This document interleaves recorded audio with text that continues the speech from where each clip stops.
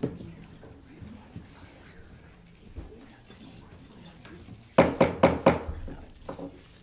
evening. Today is January the 22nd, 2024. This is a meeting of the Cherokee County School Board of Trustees. I would like to say good afternoon, ladies and gentlemen. I call this meeting to order. I want to thank Mr. Coley Sossman, Ms. Abigail Sossman from the media that are here with us today. And we're going to go right on into the business that is at hand. Pursuant to the South Carolina Teacher Employment and Dismissal Act and Board Policy and Administrative Rule GCQF-R, this is a personnel hearing. I am Shanice Dawkins, Vice Chair of the Cherokee County School District Board of Trustees. The board chair has recused himself from this matter. I will therefore serve as the board's presiding officer during this hearing. Pursuant to Section 59-25-460 of the TEDA, which again is reference to the Teachers Employment and Dismissal Act, and Board Policy GCQF-R, Administrative Rule, the hearing must be public unless the teacher requests in writing that it be private. The board has not received a written request that this hearing be private. Therefore, the hearing will proceed in open session. However, the board may enter into executive session as necessary to discuss confidential matters or receive legal advice. In such event, no vote nor action will be taken in executive session. We are here to consider the recommendations from the superintendent to dismiss Ms. Erin Hogue from her position as a teacher at Blacksburg Primary School. The date and time of this hearing were set in accordance with the state law. This hearing is being conducted in the presence of court reporter who will swear in each witness before testifying and will prepare a record of this hearing. A party may request and obtain a transcript of the hearing upon payment of the cost for the transcript. In addition to the members of the board, we have Mr. Kenneth Nettles of the law firm of Lyles, Dar, and Nettles, LLC with us, again as special counsel to the Board of Trustees to advise us on any legal matters that may arise during this hearing.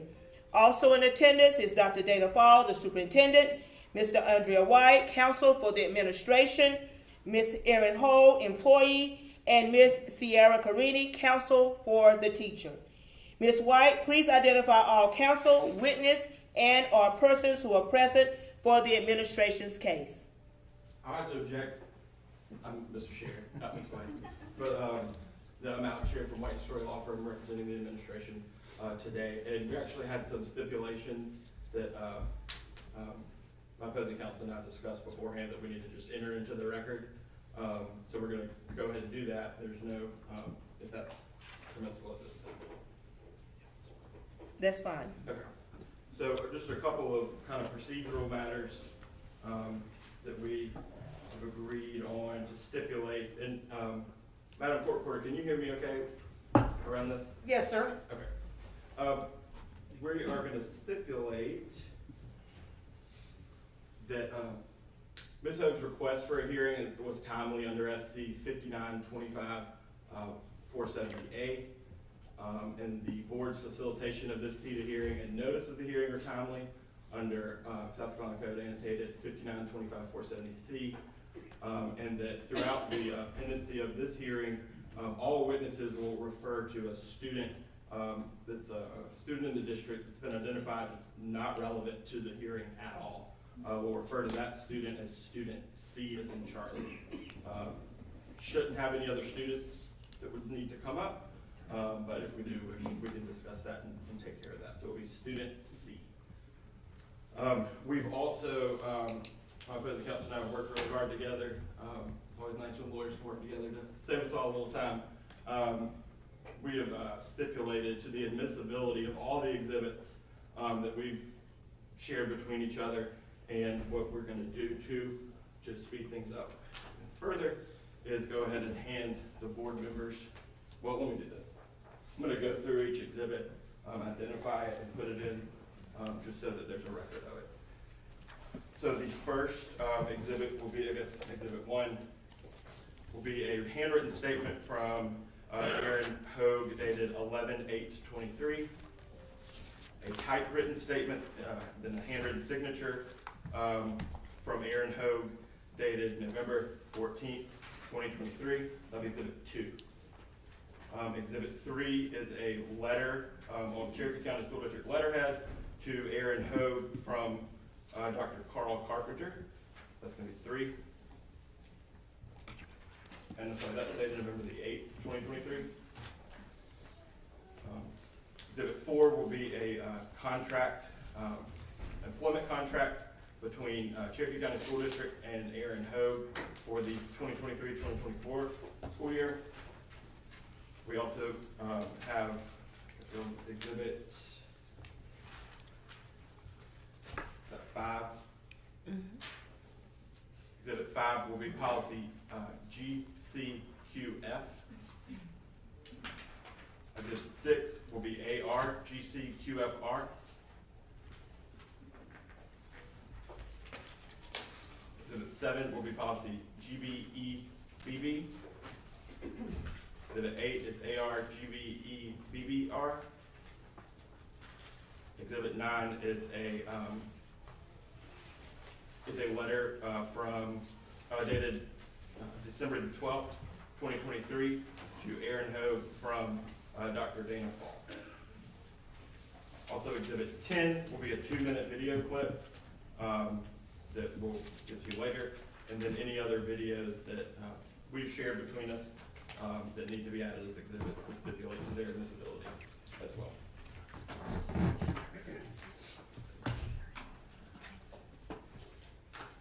Now I'll pass these out.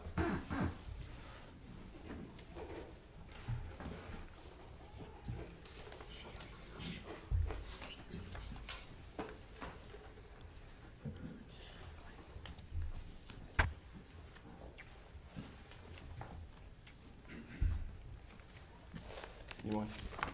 Yeah, sir.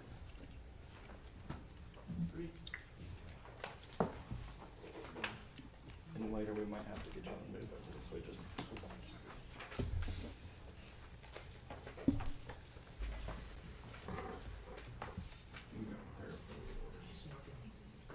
Just straight through. Just maybe just exhibit. You don't want to respond to a petition. No, Just exhibit.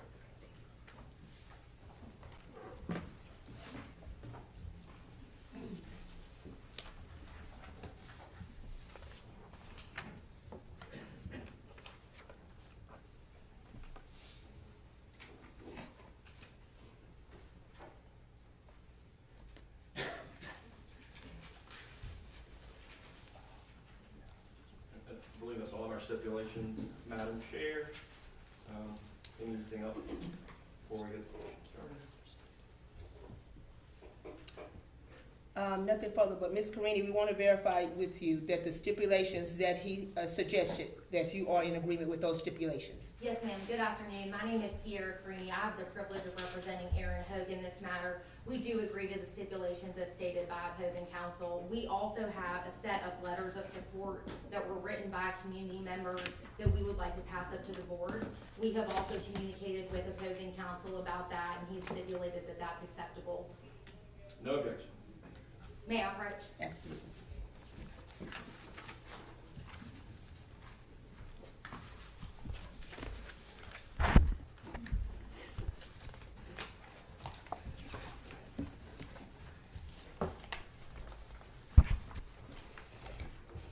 Madam Court Reporter, do you need a copy as well? Yes, please.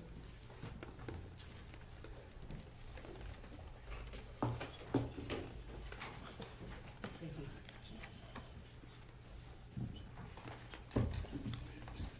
And we would like to go ahead and just mark that as Exhibit 13, just so that everyone can keep that on the record and keep it in track.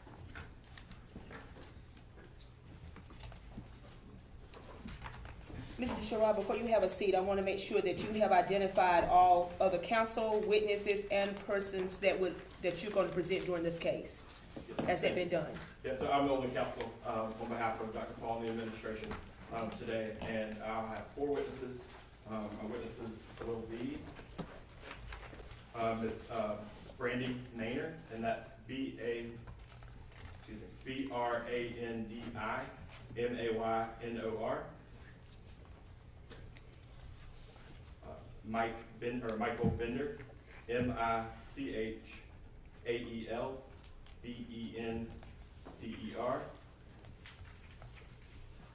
Dr. Carl Carpenter, CARLCARPENTER. And Dr. Dana Fall, and that's DANAFALL. Thank you. Ms. Carini, have you identified all other council witnesses and or persons that you're presenting during the teacher's case? Sitting at council's table with me is John Bradley, who's a partner in our office. He will be sitting with me and helping me along the way, but I will be the only one speaking during today's hearing. In addition to Ms. Hogue, who's going to testify on her own behalf, we are also going to call Deborah Hamrick, DEBORAH, Hamrick, HAMRICK.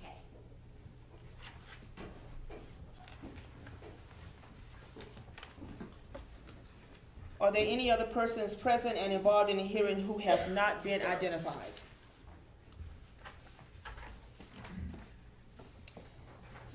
The hearing will proceed as follows. As the board's presiding officer, I will rule on any procedure, evidentiary, or other matters raised during the course of the hearing in consultation with other board counsel and subject to being overturned by majority vote of the board. A board member may appeal the chair's ruling by simple motion. Counsel for each party may give a brief opening statement not to exceed 15 minutes. After opening statements, the administration will present its case for dismissal. The teacher's counsel may cross-examine witness and examine documents presented by the administration. Board members may also examine witnesses and documents presented by the administration. At the conclusion of the administration's case, the teacher will present her case against dismissal. The administration's counsel may cross-examine witness and examine documents presented by the teacher. Board members may also examine witnesses and documents presented by the teacher. Rebuttal and reply witnesses may be allowed at the discretion of the board to be determined at the appropriate time during the hearing. At the conclusion of all testimony, counsel for each party will have the opportunity to give a brief closing summation, not to exceed 15 minutes. Brief rebuttal and reply arguments may be allowed at the discretion of the board to be determined at the appropriate time during the hearing. After closing summations, the board will deliberate in executive session. The board will not vote or take any action in executive session. The board will vote and announce its decision to affirm or withdraw the recommendation for dismissal. Within 30 days after the hearing, the board will issue a written decision consistent with its announced decision and including findings of fact and conclusions of law. So again, we will make a decision or not. You will have that decision, but in 30 days, you will receive a written decision. We would like to conduct the hearing as efficiently and as possible. The board requests that each side present only those witnesses and documents that are relevant to the grounds for dismissal and related issues set forth in the superintendent's notice of dismissal, and that each side refrain from presenting testimony and evidence that is irrelevant or merely cumulative. Are there any questions or concerns from either side about the hearing procedure or other matters concerning the hearing? No, ma'am, not from Aaron Hogue. Madam Vice Chair, I have one question for clarity, maybe for some watching or listening in. Are the board members allowed to ask questions to the witnesses? Yes. Okay.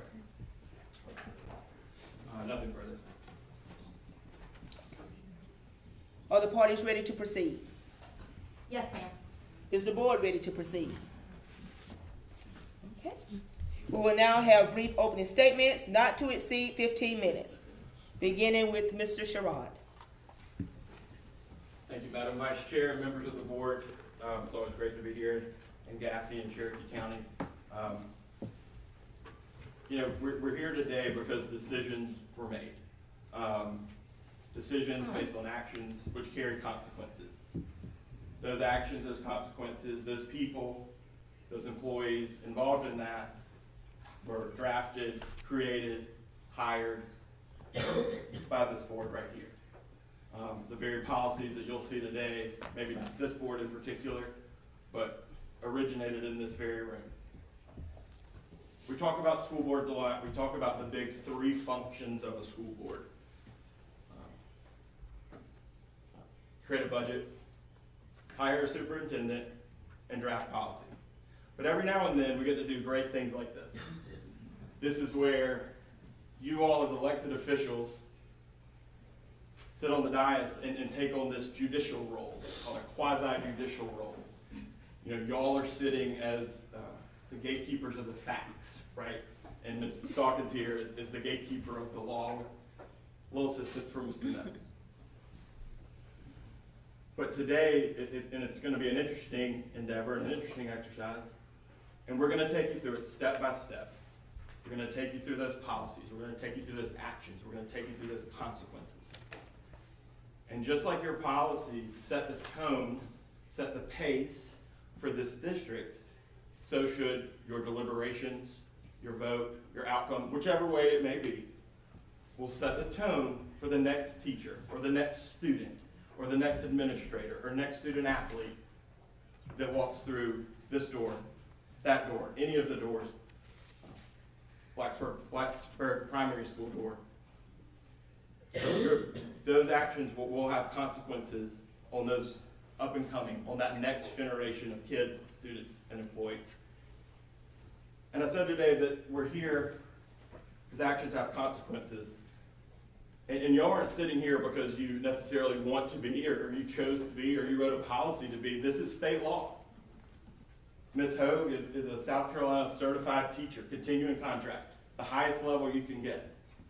And our state legislature decided that those continuing contract teachers, before we take action on their employment as a teacher, or before we don't renew them year to year, they have a right to be here. And she absolutely has every right to be here. This is her due process right. And we call this the Teacher Employment Dismissal Act. You might hear us say TEDA, T-E-D-A. That's where that comes from. And it's my honor to be here to honor this great, in my opinion, great piece of legislation, especially as the son of a 44-year public educator, a veteran. Teachers deserve every security, every ounce of every benefit we can give them, whether it's monetarily, whether it's through job security, benefits, anything like that. So it is my honor to be here, and it's my honor that we preserve this process for all of our certified teachers, all of our certified folks. So thank you for allowing me to be here, and on behalf of Dr. Fall and the administration. And again, my name is Alex Sherrod. I work at Wright & Story Law Firm. For those of you who don't know, in Columbia, I've had the great benefit of doing a lot of work in Cherokee County and Gaffney. I've got to know a lot of people over the years. And while we go through all these great things that this board can do and has done, and this community can do and has done, unfortunately, like I talked about, those actions having consequences, sometimes we got to deal with those consequences.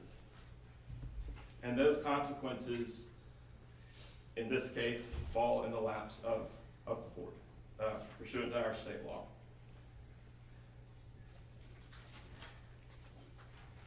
Today you're going to hear every part of the process, from the bottom of the chain all the way up to the top. From an initial report of an allegation, to somebody stepping in and taking a huge leap of faith, despite every heartstring she had not to, or every doubt or wish that she hoped it wouldn't be true, she did it. And she did it for one thing and one person, and that's student C. We have a leader of a school building who immediately jumped into action and found his support in this building with Dr. Carpenter, sat down with him, they worked it out. Nobody jumped to conclusions, nobody made hasty decisions. They examined the facts, they examined the evidence, they reviewed it and re-reviewed it to come to Dr. Carpenter coming to a recommendation to the very top. And it's ironic, that's where it comes back to this board too. The person, y'all have one employee, y'all have one employee.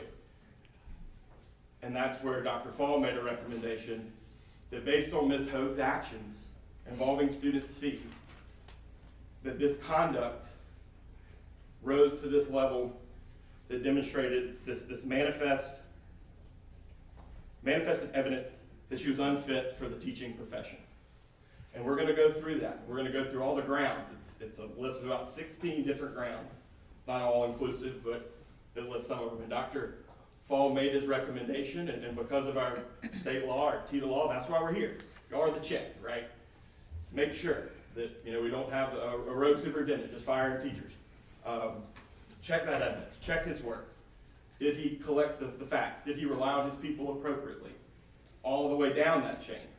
And that's what you're going to see. And it's rare. I think we watch television shows and law procedural shows. I know I love them, and we can solve a murder in an hour and all that kind of stuff. And evidence seems kind of easy, but in the real world of practicing law, it's usually very hard. It's usually based on people's word, people's credibility. How credible do they sound? And it's difficult. But in this case, we have a video. We have a video, that collective witness, that encompasses the allegations in 2 minutes in color right before your eyes. Nobody goes outside of that. It's that conduct in that video, and that's what we're here about, this misconduct. This has nothing to do with Ms. Hoag's performance as a teacher. From all accounts I've heard, she's a wonderful teacher that I've heard, but that's not what we're here for. This isn't about test scores, this isn't about grades, or not following a improvement plan, or coming to work late, or not. This is about misconduct that rises to the level of unprofessionalism involving a student. The very class of people that this board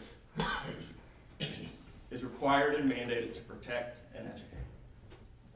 And that's why we're here. I want each of you to keep that in mind as we go through this evidence and we go through the testimony about that student, student C. Thank you. Thank you for your patience. Thank you for your time in going through this, and thank you for your service to this district and to your community. Thank you. Ms. Carini? Thank you. Good afternoon, members of the board, members of the community. My name is Sierra Carini. I'm a lawyer at Moore Bradley Myers in West Columbia, South Carolina, and I have the absolute privilege of representing Aaron Hoag, who is sitting right beside me at council's table. On the other side of Aaron is John Bradley, who is a partner in our office, and as I mentioned earlier, he will be helping me along the way. On November 7th, 2023, Ms. Hoag was the librarian. She went to school at Blacksburg Primary, just like she would every other day. Ms. Hoag has been a teacher at Blacksburg Primary since 2005. She got the privilege of becoming the librarian this year in August, and she loves that position. And she's going to tell you that, I expect, when she gets up on the stand today. But on November 7th, 2023, she had a class with her, and during that class, she was teaching, and while she was teaching, she encountered an incident with one of her students. Now, there is a video of what happened, and I urge you to pay attention to that video. But that video is not just 2 minutes long. There is a video that shows you from the beginning of class to the end of that class.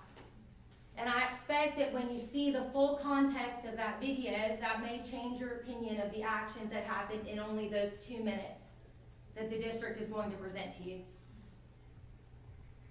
By way of some background, as I mentioned, Erin grew up going to Cherokee County schools. She is what they would like to call homegrown. She actually told me on the way walking in here that she was the first graduating class from Gaffney High School in this location. And once she graduated from Gaffney High School, she went to Winthrop. She obtained her degree in education, and she came right back here to Cherokee County. And ever since she graduated from college, she's been teaching here ever since. She's taught pre-K, she's taught first grade, she's looped into teaching second grade.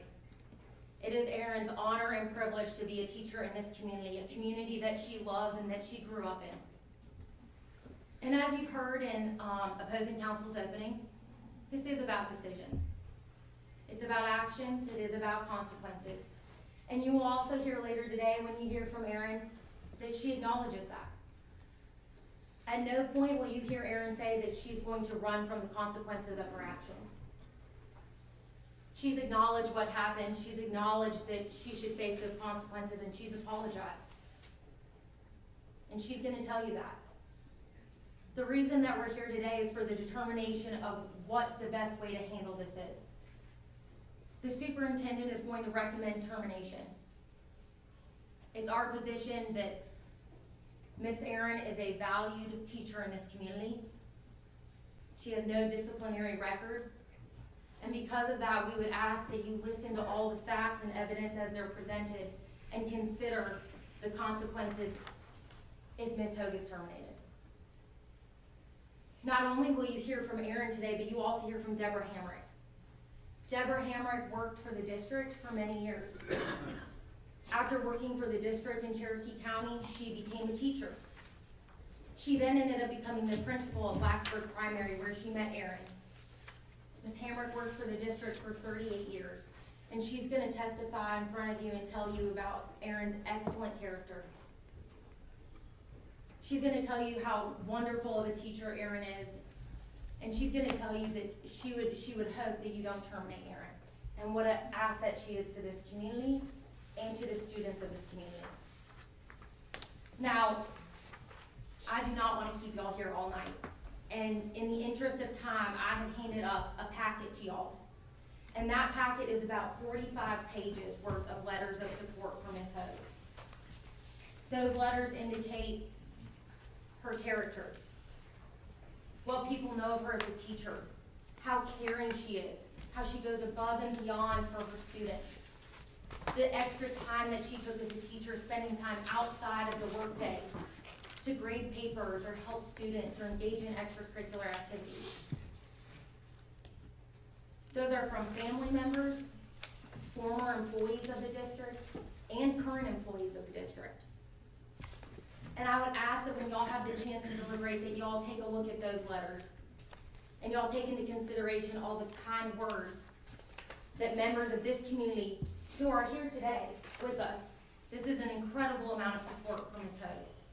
I ask that you take an opportunity to listen to those members of the community and what they have to say about Aaron.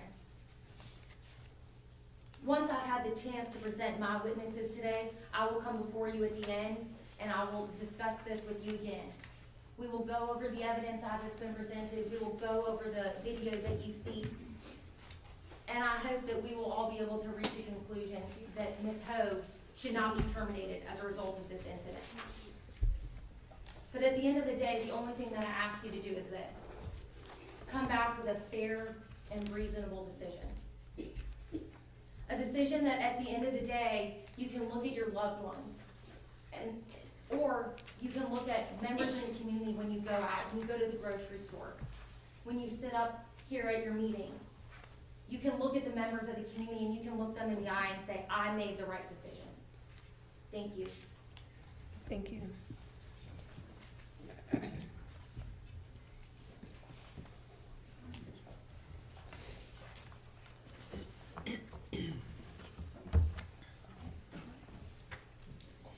The administration may now present its case in support of recommendation of dismissal.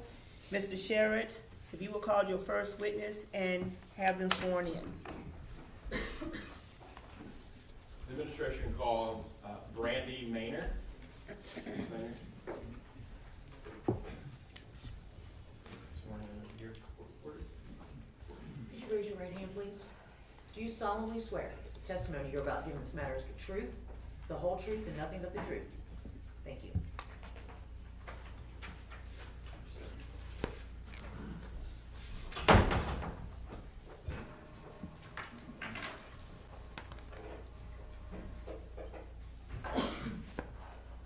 Hello, Ms. Maynor. How are you? I'm all right. Can you, Yeah. I'm just gonna ask her to speak up for me, please. Okay, Thank sorry. you. So our court reporter's taken down in her equipment what we're saying, so we're gonna not speak over each other, and we're gonna both try to speak loud so we can get a good record, okay? Is that fair? Ms. Maynor, can you spell just your first and last name for me? Brandy, B-R-A-N-D-I, Maynor, M-A-Y-N-O-R. And Ms. Maynor, where are you employed? Blacksburg Primary School with the Cherokee County School District. How many years have you been a teacher? 19 years. And what's your highest level of education? I have a master's in education. And where did you get your master's? Southern Westland. And have all 19 years been in Cherokee County School District? And so you know Ms. Hogue, inside work, outside work, socialize, that type of thing? Yes. And Ms. Maynard, are you familiar with the incident on November 7th, 2023 at Blacksburg Primary that led us to why we're here today? Yes. And how did you become aware of that incident? Student C came back to class and told me about it. Okay, so let's back up a little bit. So student C came back to class. Talk to me about your classroom and your class, like a kind of typical day in your. I have 21 students. They had went to the library that day. We came back to class and I was doing a read aloud on the rug and they were sitting on the rug in front of me. Okay, and so student C came back from the library. And she was sitting on the rug, she had her head down, she was kind of upset. I asked her what was wrong, and she said, the library teacher hit me on my leg. The library teacher hit me on my leg. Yes, Okay, and how old is student C at the time? 6. And so they had just come from library, correct? And what was your initial, internal reaction to that report by student C? I mean, I was shocked. I didn't want to believe it, but, she said it again, so I kind of moved her toward me. I let her sit beside me, and I told Mr. Bender I needed to talk to him. And about 20 minutes later, I seen him in the cafeteria, and I told him, and that's all it went. You mentioned Mr. Bender. Who is Mr. Bender? The principal, Of the school, which school? Blacksburg Primary. Yeah. Sorry. Oh, that's good. So backing up to a little bit, what time do your students go to the library or wherever they go on the daily rotation? We go at 11:10 to 11:40 each day on Tuesdays every week. Okay, so when student C made the report to you, it was after 11:40. Yeah. Do you have any other, can you narrow that down at all? It was around probably 11:45, 11:50, because it was right after. All right, and can you talk to me about student C's external demeanor that you perceived? At the time, she was just a little, she had her head down on the road and like laying in her lap. Just did student C often lay her head down? She's quiet. She's a quiet kid. But it was her actions were enough to Yes. raise a flag? Yes. Okay. All right, so after student C made this report that the library teacher hit me, what did you do after that? I let her move beside me on the rug while I finished my read aloud. Okay. Then I messaged Mr. Bender, the principal, and told him I needed to see him. And then I saw him in the cafeteria, which is around 12:30, and I told him You told him what what student C had said. about the library teacher hitting her? Yes, those exact words. Okay, so you were a messenger. Yes, You didn't see student C or anyone have any sort of physical interaction. no, You got a report from your student yes, and you delivered it to your supervisor. yes, Is that what you're supposed to do in your profession? yes, Okay. Is that what you're trained to do? yes.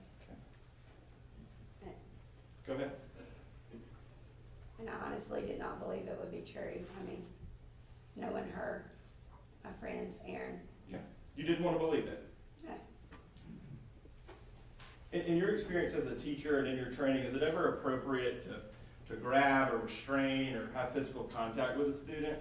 No, What about if you want to get them to comply with your command or your directive?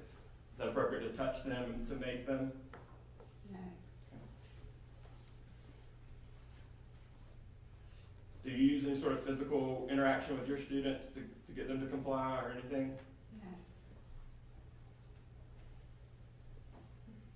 Ms. Maynard, you talked about how you didn't want to believe it. How that Ms. Hogue was your friend. You're getting a report from somebody who's 6 years old. Were you ever later aware that there was a video of this incident? I mean, we know there's a camera in the library, I mean, Do you know there's like a surveillance camera? Okay. right, Did you ever see any video of what Student C reported? no. Did you have any other participation in any investigation or reporting or anything about Student C and Ms. Hogue No, after you spoke to Mr. Bender that day? no, Do you regret taking Student C to go make the report to Mr. Bender? Can you say that one more time? no, And why not? because it's my job. To protect the students? At all costs? Yes.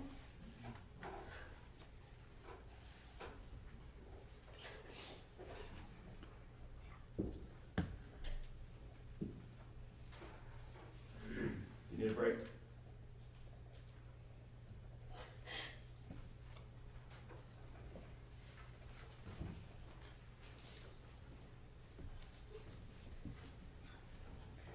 Ms. Bender, why did you become a teacher?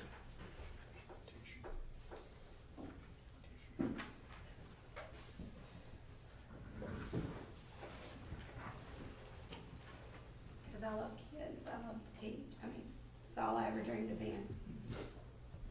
So in protecting the students at any cost, even as hard as it pulled on your heartstrings, something involving a close friend and colleague, you would do it for that student, correct? Yes. Thank you.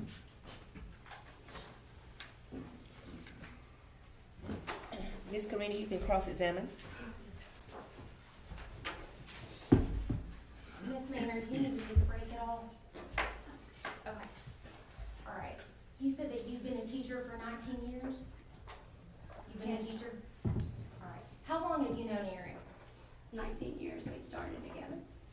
And what classroom did y'all start in together? I started in half a year for reading intervention. We were right beside each other. She was teaching first grade. And when you say you were right beside each other, your classrooms were right Yes. next to each other? And did y'all get to know each other just through the fact that your classrooms were right next to each other? At first, yes. And over the course of your 19 years of knowing Erin, you've not only become colleagues, but you've also become friends. Yes. And what do you know about Erin's ability to teach?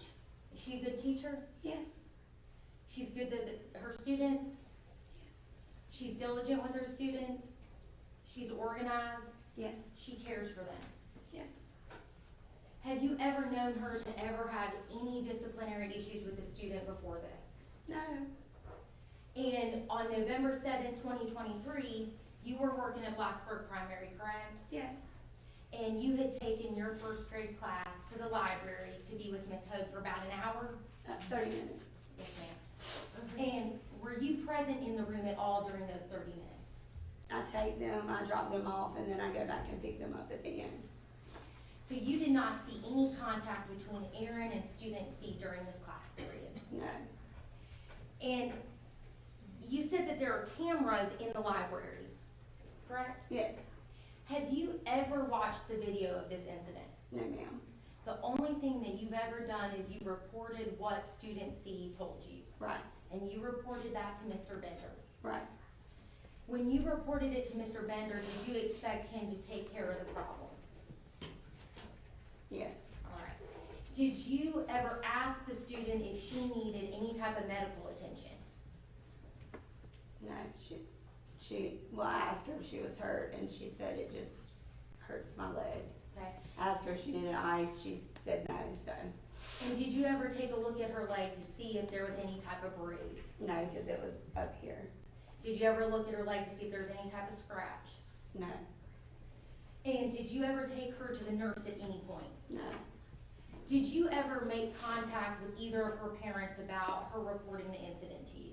no, And do you still consider yourself friends with Erin Hogue? yes, And do you still think she's a good teacher? yes.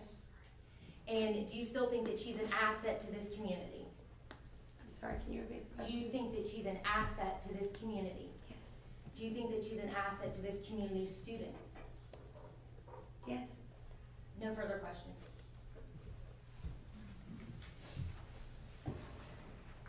beg the court's indulgence 1 second.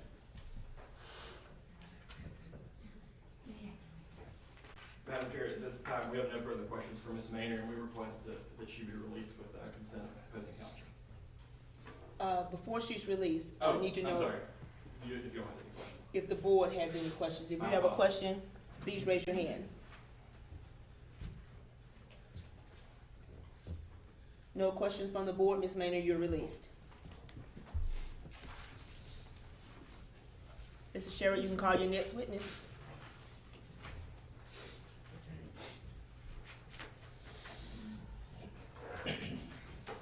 Madam Vice Chair, the administration will call Mr. Michael Bender, and we're gonna also set up our exhibit here on the screen.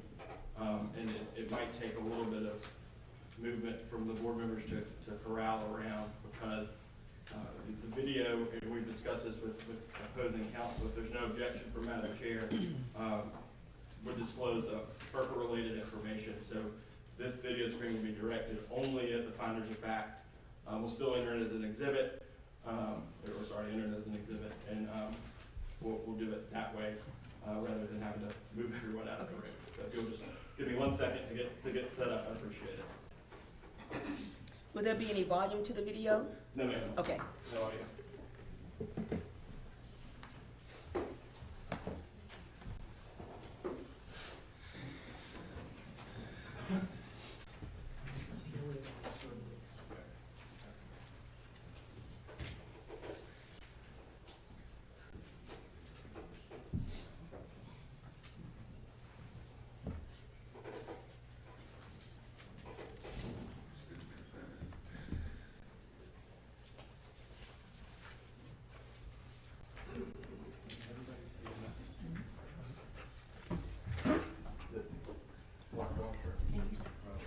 I think it needs to come in just a little bit more on that side, yeah.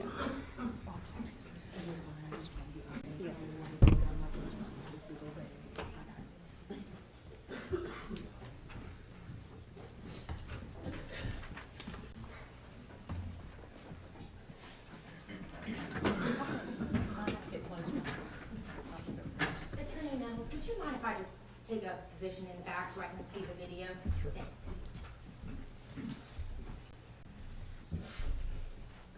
So if you'll, the reporter gets sworn in. He can do it there, I can have Okay. it. You can stay right there. Would you raise your right hand, please? Do you solemnly swear the testimony you're about to give in this matter is the truth, the whole truth, and nothing but the truth? I do.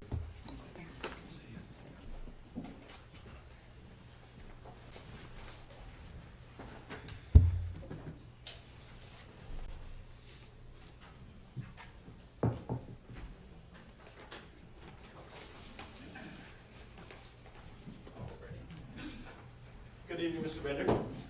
How are you? Good. Could you just please state and spell your name for the record, please? Yeah, my name's Michael Bender. Michael's M-I-C-H-A-E-L. Bender, B-E-N-D-E-R. And what's your position? Excuse me 1 second. Oh.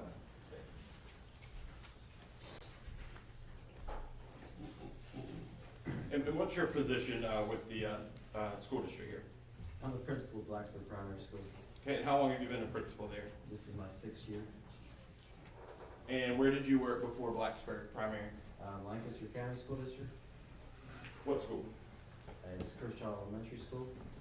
And what's your highest level of education, Mr. Bender? I'm pursuing a doctorate at Clemson. And how many total years of education experience do you have? This is my 20th. In your role as principal, what are your generally your roles and responsibilities as far as supervising teachers? I supervise them as far as, how they're doing in the classroom, I do walkthroughs, I evaluate them. I hear any kind of discipline issues that they have from peer to peer or peer to student. And you have a master's in administration? Yes, You know Erin Ho, I do. and how do you know her? She's a teacher at Blacksburg Primary School. And you see Ms. Hogue sitting here at the defendant's table, or at the educator's table today. I do. And what's her position at Blacksburg Primary School? This year she's the media specialist. What's a media specialist? A librarian. Is there a difference between being a specialist and a librarian, or just semantics? No, it's semantics. So prior to November 7th, 2023, the incident that led to why we're all here today, had you ever had any concerns or issues about Ms. Hogue? Not one. Any performance concerns? No, sir. Any misconduct concerns? No. Showed up to work on time, did what she was asked, if you'll just verbalize her Yes, answer. she did. Yes, she did. I'm sorry. Met her, milestones as far as her classes and students and growth and all that. She did. All milestones. So, you've been in the boardroom talking about, and you're here for Ms. Maynard's testimony. How did you hear about the incident that happened with Student C and Ms. Hogue that occurred on November 7th? I was walking through the cafeteria. Mrs. Maynard stopped me and said, "I texted you. Student C came to me and she said that she was hit on her leg by Miss Erin Hogue." And so was Student C with Ms. Maynard at the time? She was at lunch. She was at the lunch table at that time. Okay. So did you then approach Student C? I did, and I asked her if she wanted to talk to me. She said yes. We moved away from other students. She said that she was hit by Mrs. Hogue. That in she her leg. was hitting her leg by Ms. Hogue? And she motioned like that and showed what leg and all that good stuff. She hit her like that? Yes. And that generally matched up what Ms. Maynard reported to you. Yes. Was it appropriate for Ms. Maynard to report, Student C's report to you in your profession? It's her job, yes. You would encourage that? I would. After speaking to Student C, what did you do? I spoke to Student C, she said she was hit. I immediately went and I reviewed the video. I reviewed the video with Deputy Parrott. He's the resource officer at the school, and he determined that, through conversation, that it was not criminal, but that it probably blurred the lines of policy. After that, I attempted to call the mom, and then, got busy with some other stuff. Called her again at 5:30. Shannon was coming in the morning, and we spoke, and I also had contacted Dr. Fall prior to that, and Dr. Carpenter as well. Okay, so I'm gonna back you up a little bit. That was a lot. Thank you for the complete answer. So you heard Student C, got the report, then you went to the video. So does Blackford Primary, they have security CCTV cameras? Yeah, we do. Okay. And is that part of your duties, that you have access to those cameras? Yeah, I have access to 72 cameras. Okay, and you can log in or however and look whenever Yes, that's sir. appropriate? And you know how to pull clips or save clips or anything like that? I do. So what date did you view the footage of what Student C reported? November 7th, 2023. And so that was, and when you went and looked, was it on the 7th or the 8th? It was on the 7th. And was there anything about the footage being stored that seemed off or not working or not operating? No, that was working fine.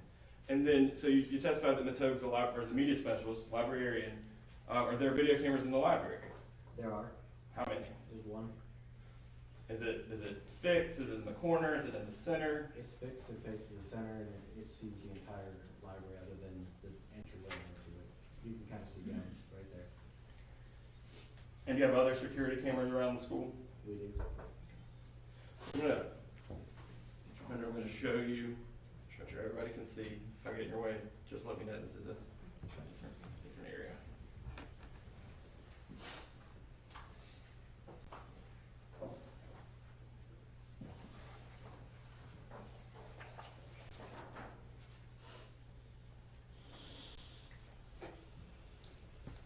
This has already been admitted as our, I think it's exhibit 13, or excuse me, exhibit 12.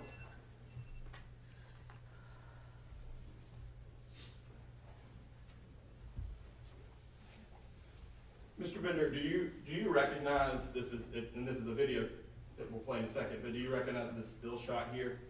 I do. And what is that? That's the media center at Blacksburg Primary School. What you're seeing in the foreground is the entrance into the media center. You see the table set up, and the kids are sitting over near the Prometheus board. Ms. Hogue is there, and Student C is also in the frame. And Mr. Bender, I would love if boardrooms are designed like courtrooms, we could have some great technology and do all kinds of wonderful things, but we'll work with what we have here. You can see my mouse moving around. Yes, The white sir. mouse, okay. So I'm going to use that to kind of indicate some different things. Do you see, is this Miss Hogue right here in this image? Yes, that is. Okay, and she's wearing black, She is. or maybe navy blue, but black, and then has kind of long dark hair. Yes, All right, and do you see student C in this particular image? I do. Is this student C right here in this gray? It is not. Can you help me? Is student C back here? You had your mouse on her right there, so a little bit farther. There she is. Okay, so this dark long hair, Yes, sir. it looks like maybe a gray or light blue, some sort of shirt, sweatshirt, something. Yeah. Is that right? Mm-hmm. All right, so what I'm going to do, I'm going to play this video through, and so that the board can look at it, and so that you can look at it. And you've seen this video before, correct? I have. Okay.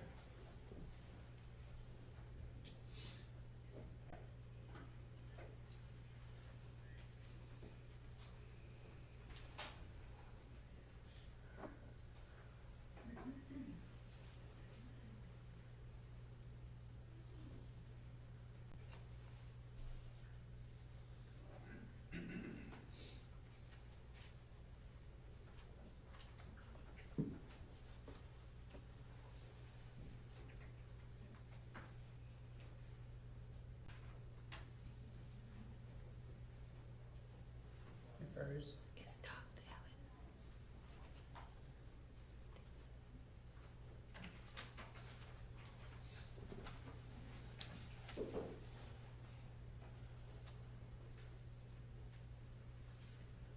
Mr. Bender, as we're playing through here,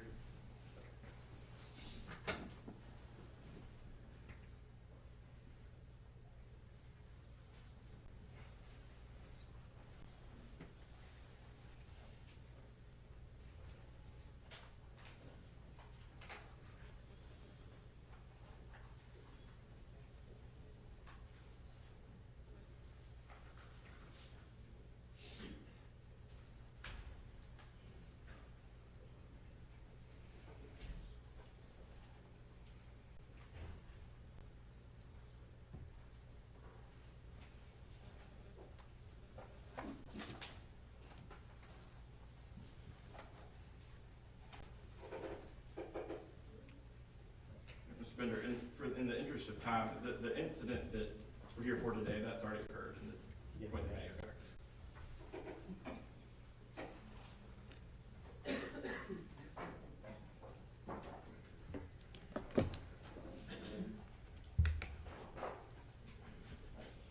Mr. Bender, so we've watched the video. We're at the 11:28:41 here, 41 mark now. So this is the same video that you watched on November 7th. How did you feel when you saw this video? Shocked. I felt for the student and I felt for the teacher. Okay, so can you talk to me about whatever caused you to be shocked?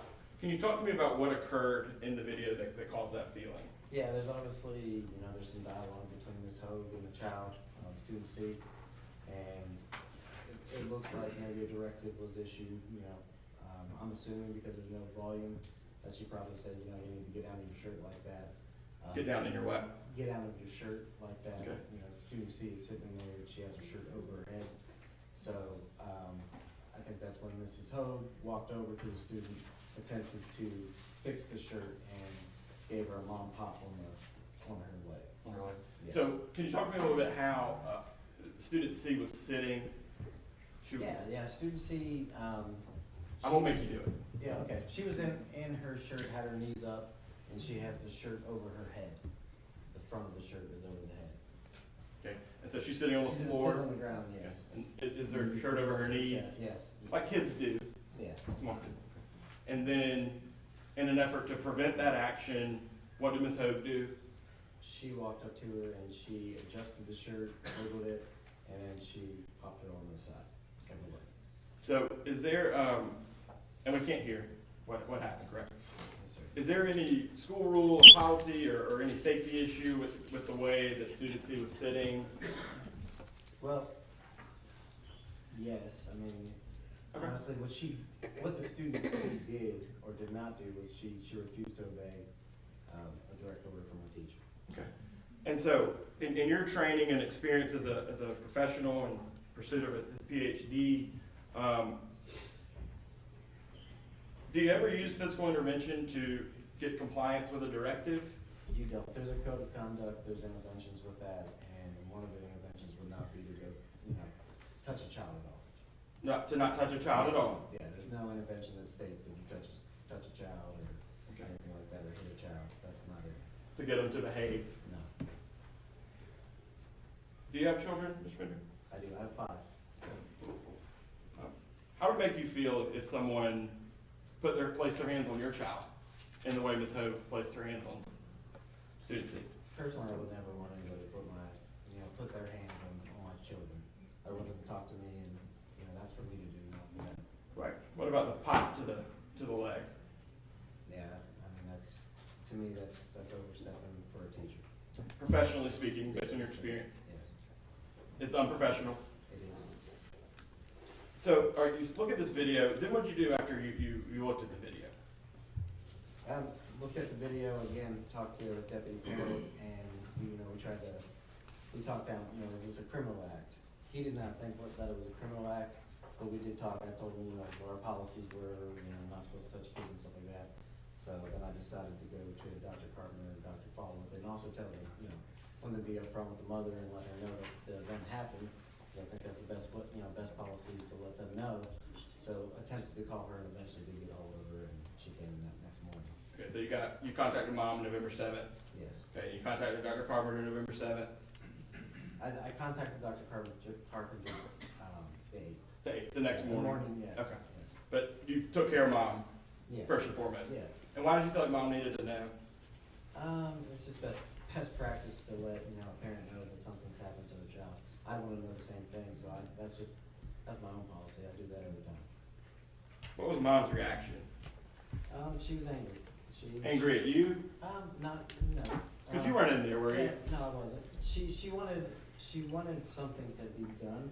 She wanted her removed from the school, and when I say her, Erin Hogue, she wanted her removed, and she wanted her job. That's how she was talking. She wanted, she said she would go to media outlets, and she was gonna go to the sheriff's office, and she was gonna press charges because Mrs. Erin Hogue hit her child.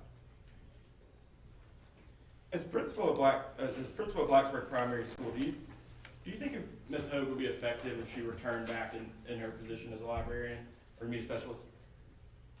I don't think so because of the stigma that this creates. I mean, it's a public hearing. Everybody's privy to this information. I think it would be really tough for a teacher to come back into a school where something like this occurred. And also to a teacher that places their hands on children, correct? Yeah, yes, sir. And pops them in the leg. Yes.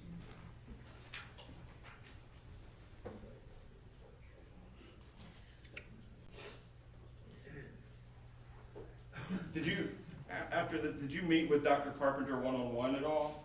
No, I didn't. You didn't? Did you help Dr. Carpenter with the investigation at all? No, I gave Mr. Van Loo the time.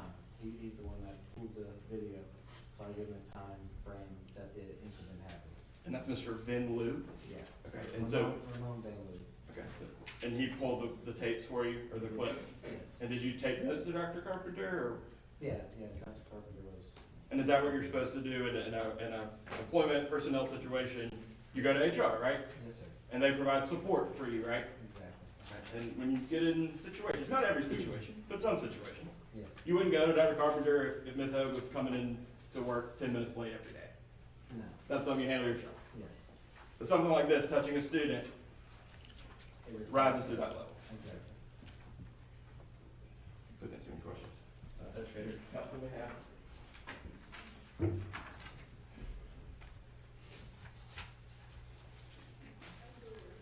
Principal Bender, you said that you've been a principal at Blacksburg for 6 years, is that Yes, right? yes, ma'am. All right, and you've gotten to know Erin Hogue through your time at Blacksburg, is that right? I have. All right, and in your experience with Erin, she's been a great teacher. She has. You've never had any problems with I her. have not. And On November 2023, were you at Blacksburg Primary on that day? I was.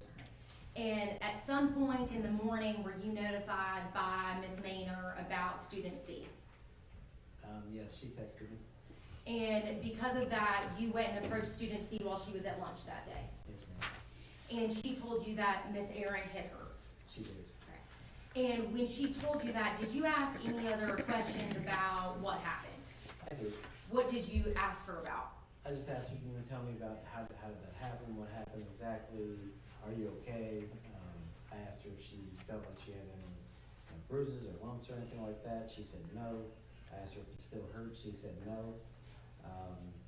And we just conversed about, what exactly happened and why. All right. And other than saying that, Miss Aaron hit her, did she ever explain any correspondence that they had had prior to that? She mentioned that she had taken her jacket away from her at some point, and she mentioned that in doing so, that's when she went up into her shirt, because she was trying to hide that she was crying, and she said that she was scared of Mrs. Hogue. And because she told you this, you went and reviewed the video, right? I did. Yes, All right. ma'am. And you've reviewed all the evidence in this case. I have. So you have not only reviewed the 2 minutes of this video, but you've also reviewed the other 35 minutes of video from this class period. I reviewed most of that, yes, ma'am. You reviewed most of it or all of it? Most of it. Okay, what did you review? There's parts where when you're going through, you're looking for, what exactly happened, and you fast forward a little bit through, because I was really looking for an interaction between her and the child, student C. But most of it, yes, I did. Because you were looking for an interaction between Ms. Hogue and the child, you saw the interactions between Ms. Hogue and the child prior to this 2 minutes, correct? I did. Right. I did. So you saw the little girl with her coat on when she walked into the room. Yes. And you saw her when she went onto the mat, she still had the coat on. No. You never saw the No, student with the coat when she was sitting on the road. I did not. All right. I did not see that. So then you never saw her take the coat off and put it on the front of her either, did you? No, I did not see that. And you never saw when she did that, she turned to the little boy next to her and distracted him to try to get him to zip up the jacket backwards. I didn't see that either. And then you also never saw when Aaron addressed the little boy and the little girl and said, please stop. I probably did see that. I remember seeing some interaction between her prior to this point, but again, there's no sound. So All right. I don't know what's said. And after Miss Aaron addressed the student C for the first time, you then saw student C continue to mess with the jacket. Yes. All right. And after having already been addressed by Miss Hogue, she turns back to the little boy next to her to get him to zip it up for the second time. You saw that, right? I did not see that. All right. But you did see when Aaron again addressed the little girl and told her something. Yes. All right. So that's now the second time that Aaron had to address this student about this coat. Yes, ma'am. Now, after Aaron addresses the student for the second time, you then also saw when the student takes the jacket off and is messing with it. I don't recall her messing with the jacket. All right.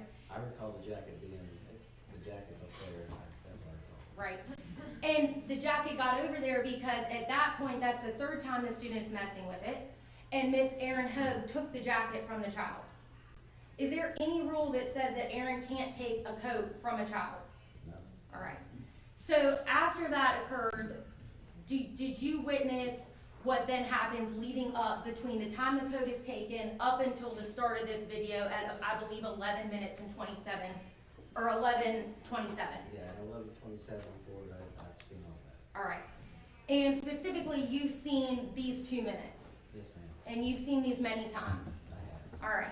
And when you've reviewed these, you've seen the student sitting on the mat. Yes. And when she's sitting on the mat, she kind of goes into the fetal position a little bit upright and sticks her knees into her shirt. Yes. All right. And you've also seen that when that happens, Ms. Hogue looks that direction several times. She does. And at no point does Ms. Hogue ever address the child related to the student's knees being in the shirt. No, ma'am. All right. It's not until the student who is, I believe, watching a video, is that right? Yes, she is. It's not until the student puts her face down in the shirt, that Erin goes over there. Yes, Because at that point, she's no longer watching this video. yes, ma'am. And at that point, Erin approaches the student and I think you said moves the shirt around. Yeah, she wiggles the shirt and tries to get it back in a position, or, you know, down from her face, yes. And that's when you said she pops her on the leg. Yes, ma'am. All right. And there's no sound, so you can't hear what No, happens. you don't hear it pop. All right. Nothing like that. All right. You don't know what sound it made. No, I couldn't, I wasn't in there. Okay. And have you watched anything after the end of this video? I have, at some point, I walked in with a student and sit the child down, because I was dealing with another student from Ms. Mayer's class, from a previous incident. So yes, I do come in there and sit him down and walk out. The child stays pretty much like that throughout the video, and it's just, they're still kind of rocking back and forth All right. to the end of class. All right. But you also recall in this video when about 20 seconds after this incident between Erin and the student occurs, the student puts her face back in her shirt. Briefly, I mean, she's in and out of the shirt, she is. She continues to go in and out of the shirt, put her face down. Well, it's not briefly. For about a minute and a half, the Yeah. student, Yeah, after she Erin did has that. now addressed her 4 times, Yeah, puts her head back in the shirt for another minute and a half. yes, ma'am. And there's no interaction between Erin and this child again. No. When you reviewed that video, did you send the entire video to Dr. Carpenter and Dr. Fall? I did not. All right. You only sent these 2 minutes of the class. I didn't say anything. Okay. How did they get the video? I reached out, they asked me what the time frame of the incident was, and I gave them, I said it was between 11:27 and I think 11:29 is what I wrote, and then emailed it to Mr. Bentley. You limited the time frame of this video so that they could focus on this particular incident to 2 minutes. I did. All right. And you did not at any point tell them that there were interactions between Erin and the student before this incident and after this incident. I did not. All right. You didn't think that that was important to tell Dr. Carpenter and Dr. Fall. I felt that they would look at that, and they would investigate the whole situation. How would they look at it when the only 2 minutes that you requested are the 2 minutes that are up on that screen? That's the incident we're talking about, and that was what was said, was done, so that's the incident I focused on. Right. Do you believe that other context around this incident is important? Oh, of course. Yes, ma'am. All right. And you think it's important that Dr. Fall and Dr. Carpenter consider the entire class period interaction between Erin and student C? Of course, yes.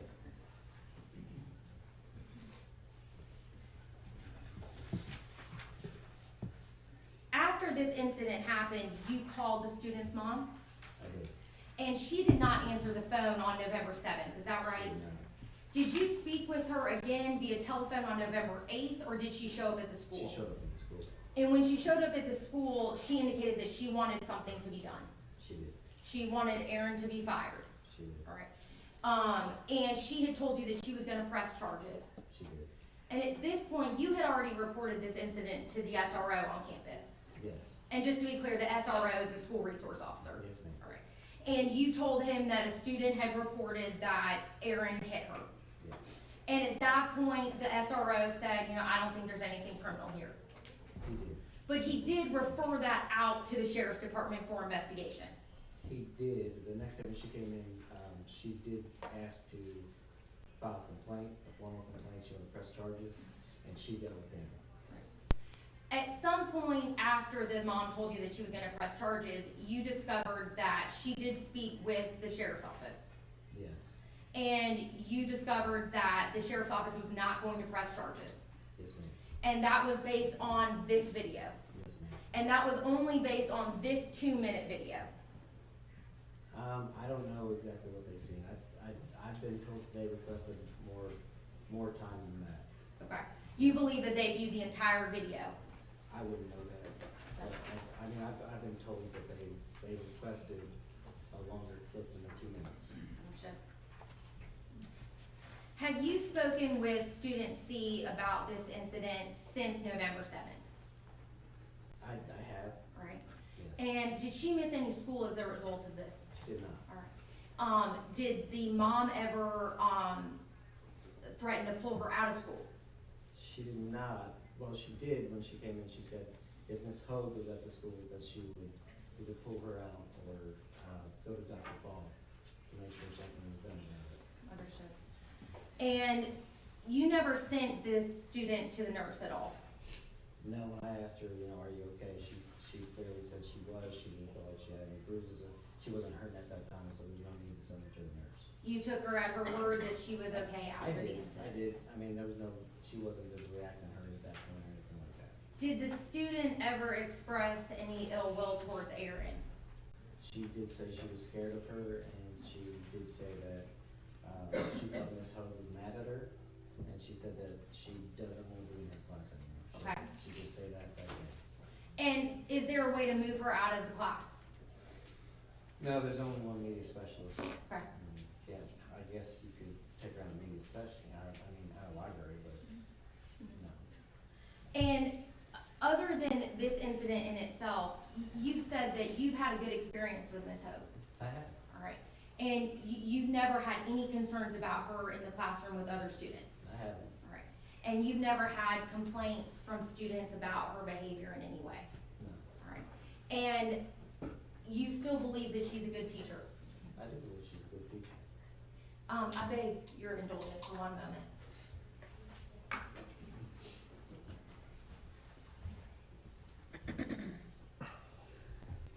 That's all the questions that I have. All right, thank you. A couple of follow-up, Okay. Mr. Bender, you testified that student C informed you she was scared to be in the room with Ms. Hogue. She did. Thank you. Please answer any questions the board may have. Board members have any questions? Okay. Ms. Gallman. I would like to see the video again, and I would like to see it in slow motion. At one time, we could see video clips in slow motion. I would like to see that portion in slow motion, please. And again, I can't make any promises on the slow motion. we used to could do that.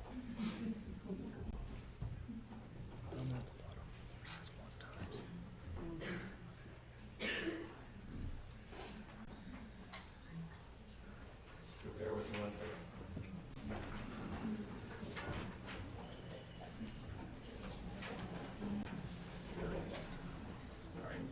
All right.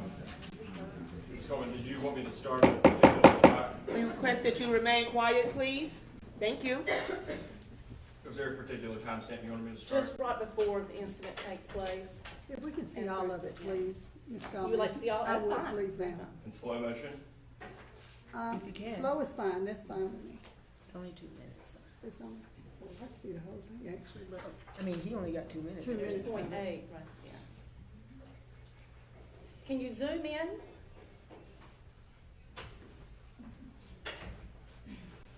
That is zoomed in.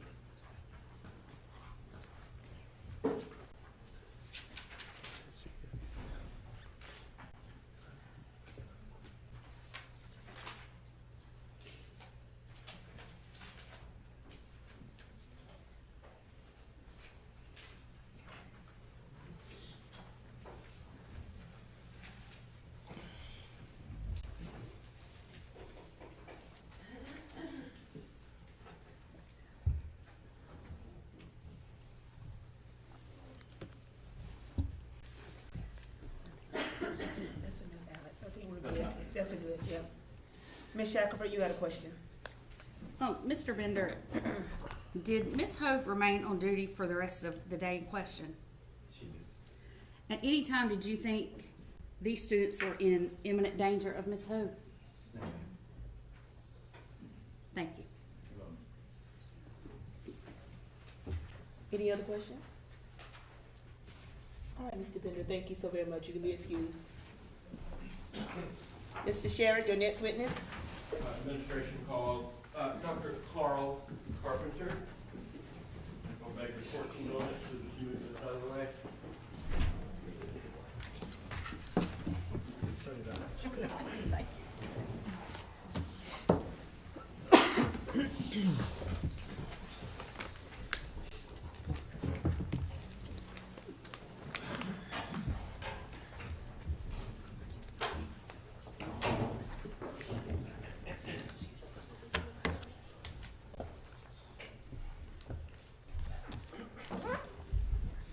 Mr. Carter, could you please sworn in about the court reporter? Could you raise your right hand, please? Do you solemnly swear the testimony you're about to give in this matter is the truth, the whole truth, and nothing but the truth? I do. Thank you. Good evening, Mr. Carpenter. Good evening. Dr. Carpenter, how are you? All right. Dr. Carpenter, how long have you been employed with Cherokee County School District? This is 12 and a half years now. How long have you been in education? Total 26 years.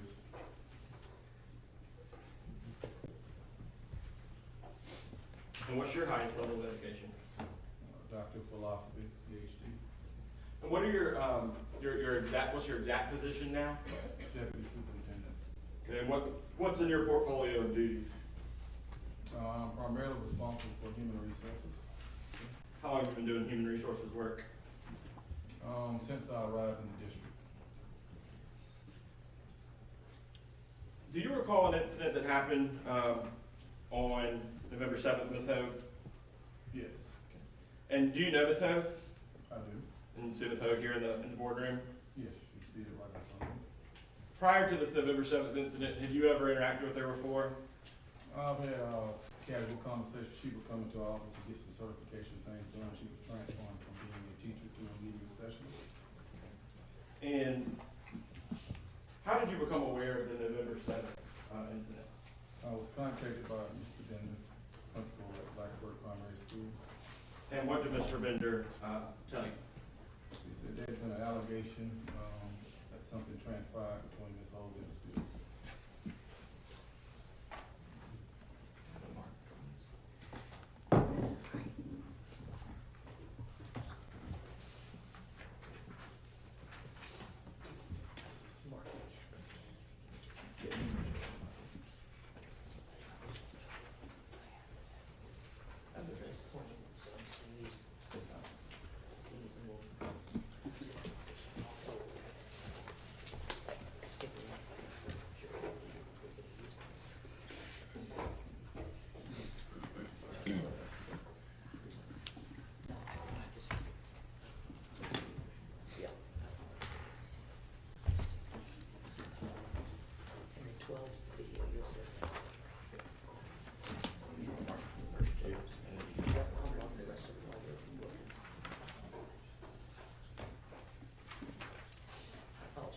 No.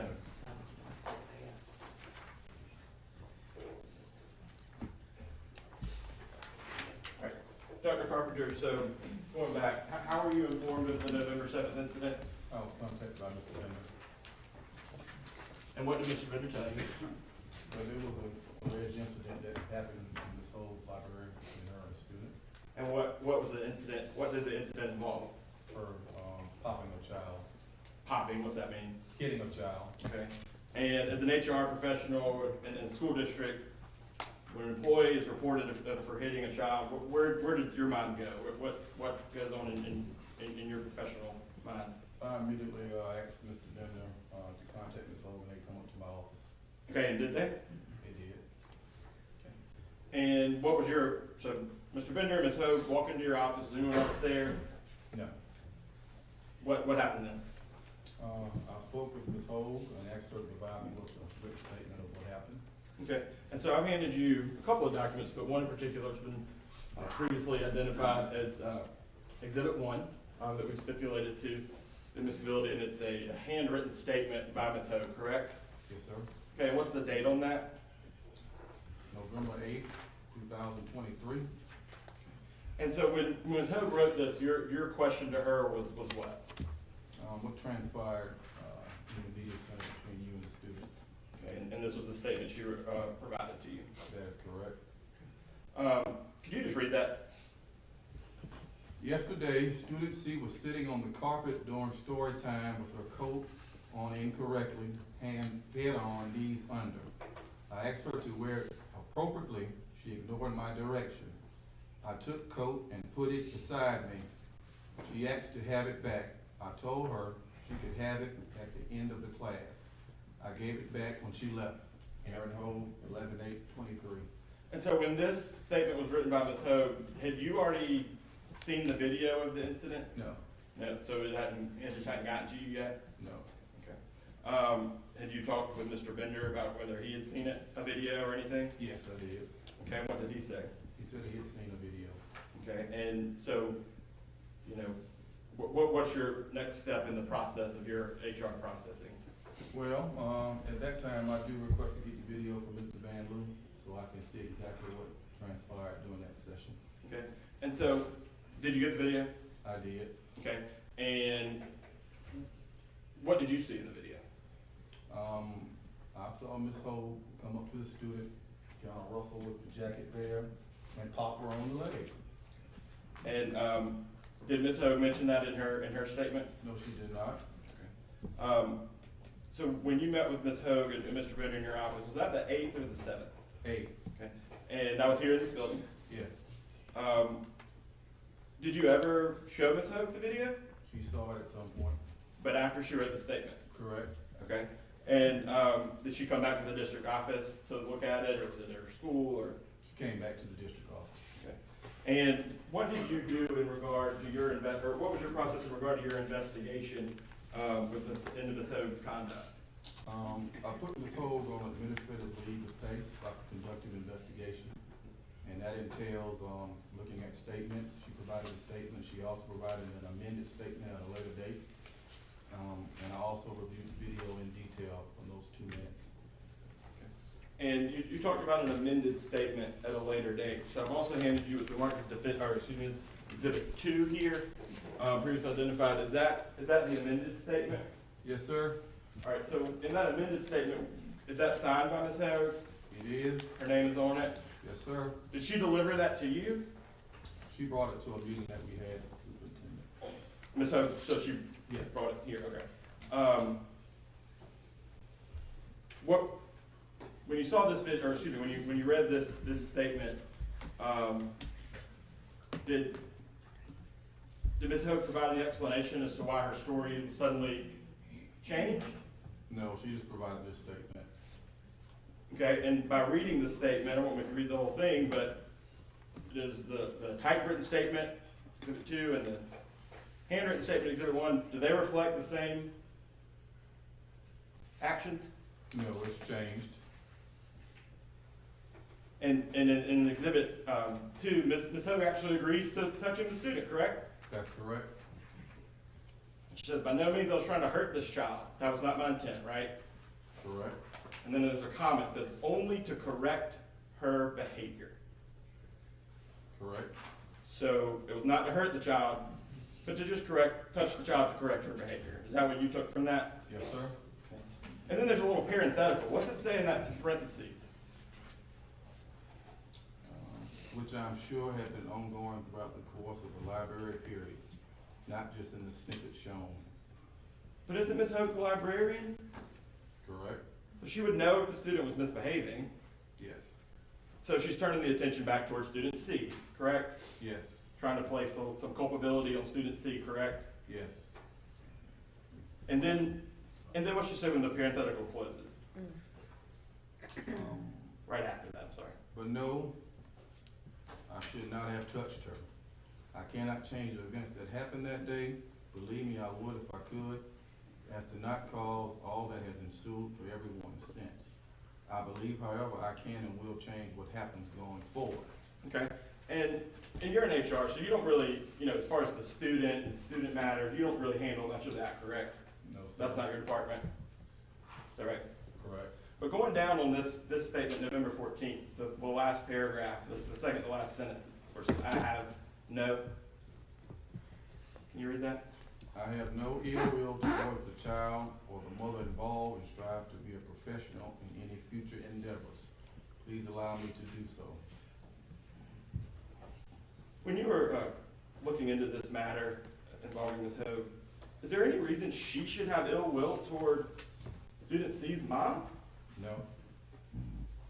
I think it'd be the other way around, right? Right? Student C's mom is probably upset that Ms. Hogue touched her child. Yes.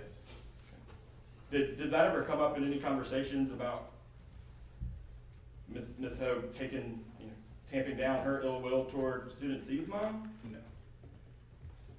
So, in your HR experience, you've read a lot of these types of statements, right? Yes.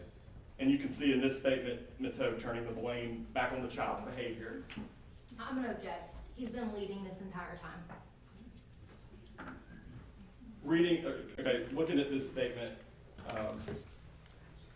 Ms. Hogue comes out and admits that she did what she was accused of doing, correct? Objection, leading.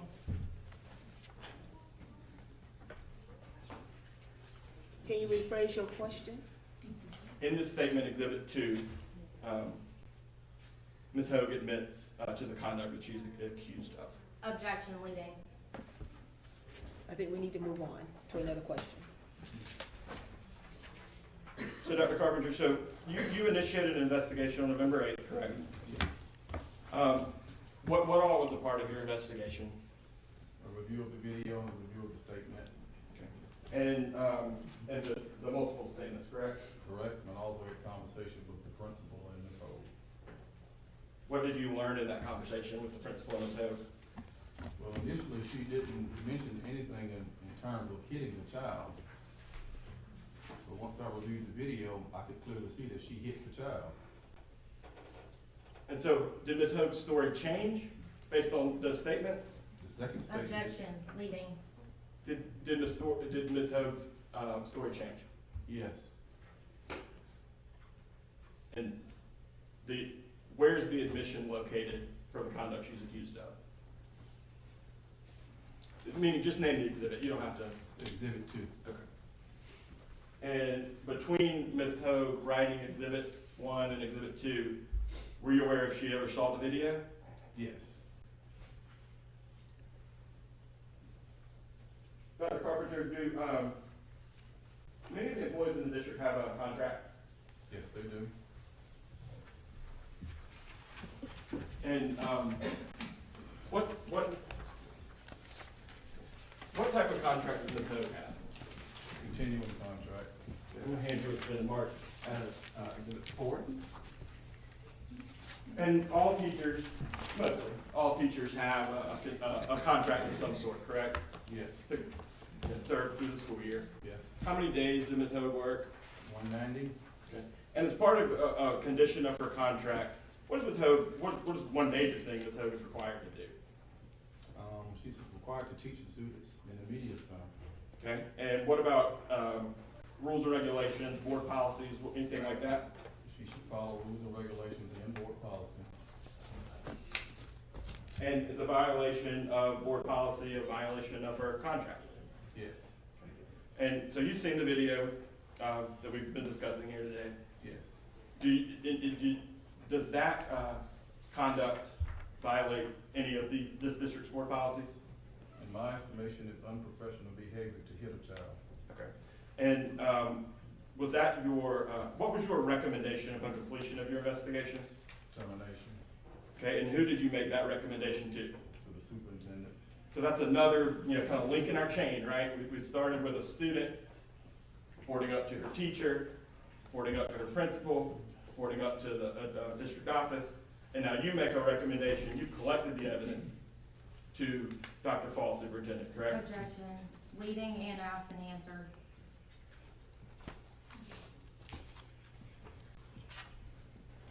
Would you like to rephrase that question? You made your recommendation to Dr. Fall. Objection leaving.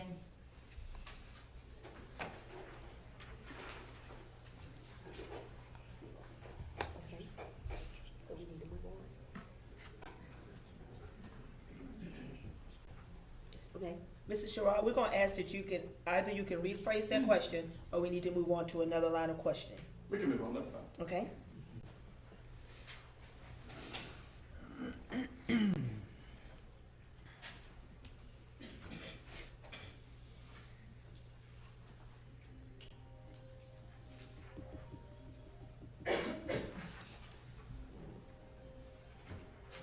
No further questions?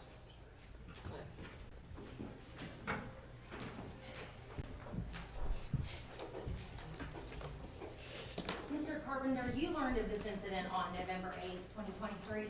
That's correct. That's the day after it happened. That's correct. And Ms. Hogue was not pulled from teaching on November 7th, 2023, correct? Not to my knowledge. She continued teaching the rest of the day? As far as I understand it, And you were the deputy superintendent? yes. And you were notified by Principal Bender that there was an issue between Ms. Hogue and student C? Correct. And, in that incident, it was alleged that Aaron had, quote, popped a child, is that right? That is correct. And, you were not present for that incident, correct? No, ma'am. But you did review video of the incident. Yes, ma'am. And when you reviewed the video, you reviewed the 2-minute span between right before the incident happened and about a minute and a half after the incident happened, is that right? Correct. All right. And at some point, Erin provided you a statement, Yes. and she provided that on November 8th, 2023. Yes. Is that the first time that you met with her about this incident? Yes. And when you met with her, did you explain to her why you were meeting with her? I did. All right. You told her that a student had made an allegation that she popped the child in the leg. Correct. All right. And when you told her that, you asked her if she'd be willing to write a statement. Yes. And Exhibit 1, which I believe you just read, is the statement that she provided to you. That's the handwritten statement. That is correct. All right. And I believe you said that at some point, she reviewed the video. Is that right? Yes. But she had not reviewed the video at the time that she wrote that first statement on November 8th, 2023. That is correct. And this next statement that you're saying that she wrote is the Exhibit 2 dated November 4th, 2023. November 14th? Yes, sir. Yes. All right. And in addition to reviewing these statements to make your decision, did you also speak with Principal Bender? I did. And did you also speak with Superintendent Fall about this matter? I presented the information in the meeting. All right. And at that point, did Dr. Fall inform you that between November 8th and November 14th, 2023, he had sat down with Aaron and they had reviewed the video? No. And that when they reviewed the video, Aaron actually gave an amended statement to this first statement? Okay. Did he tell you that? This is the only statement I had. All right. So he never told you that there was another statement made in between these two statements? These are the only statements I had. All right. And I believe you said that Exhibit 2 is her, what you're calling her amended statement. Yes. And at this point, when she wrote this letter, is it your opinion that she had had the opportunity to view the video? Yes. All right. And when she had that opportunity, she made a couple statements in this letter, did she not? Correct. And in it, she admits that she made a mistake, right? Yes. And she was reacting to the events that she saw taking place before her. Correct? Yes. She admits that she should not have touched the child. Yes. And she believes, however, that she will change what happens going forward, correct? That's what she says. All right. And she also says that she realizes there must be a consequence to her action, but she is assuring you that she has learned from it. Is that what that letter says as well? Yes, ma'am. And she has told you that since November 14th, 2023. Correct. All right. Did you ever view any video outside of the 2 minutes that showed the incident between Aaron and the child? Yeah, IT provided us some extra footage, so I did look at that footage, All right. When was that extra footage provided to you? last week. All right. And so you would agree that this statement, Exhibit 1, is a true statement?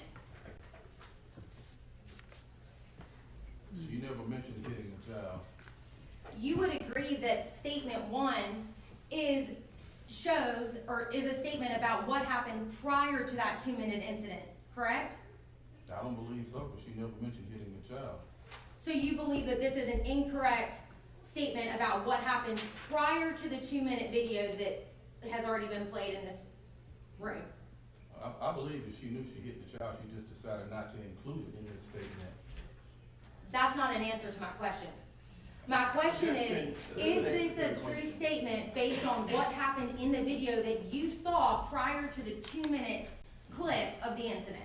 This was a statement that she provided. Correct. And you viewed the video of this incident, I have correct? viewed the You video. viewed the whole class period. Yes. And you viewed the interactions between Aaron and this student prior to the 2-minute clip that's been presented by the district I today. have now, yes. All right? And since you've seen that video, you are aware that prior to the incident that occurred between Aaron and this student, the little girl had a coat on. She did. And she was messing with the coat and had turned it around backwards and was putting it on the front of her. You're aware of that? She was playing with her coat. And when she did that, she asked another student to zip it up from the back, correct?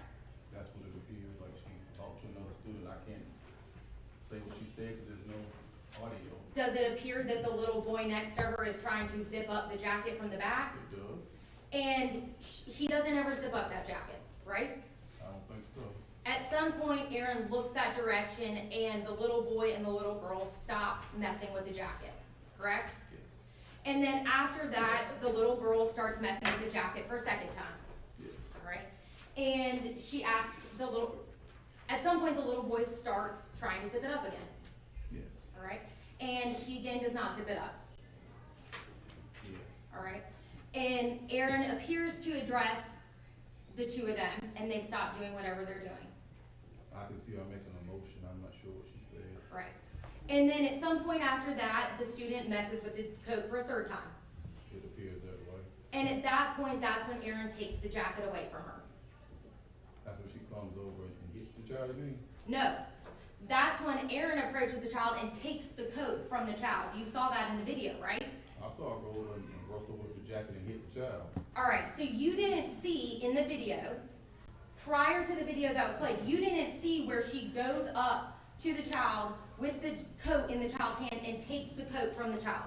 My focus was on the incident that happened. That's also not an answer to my question. You didn't see that. I didn't see it. I was focusing on what happened with the child. You didn't see that video where that occurred. I saw the video, yeah, but I didn't focus on that particular. I focused on what happened in terms of her hitting the child. Okay, and if you had been paying attention to that part of the video, you would be able to tell me that this is a true statement of what happened prior to that incident that you're talking about. That's what she provided to me. All right? Did you ever do anything to go ahead and check and see if what Aaron was talking about was true based on this statement? What do you mean? Did you go back and look at the video and say, oh, I see there that that actually did occur? No, what I did was focus on the 2 minutes that I was provided, and I could clearly see her walk over, address the child and adjust the jacket and hit the child.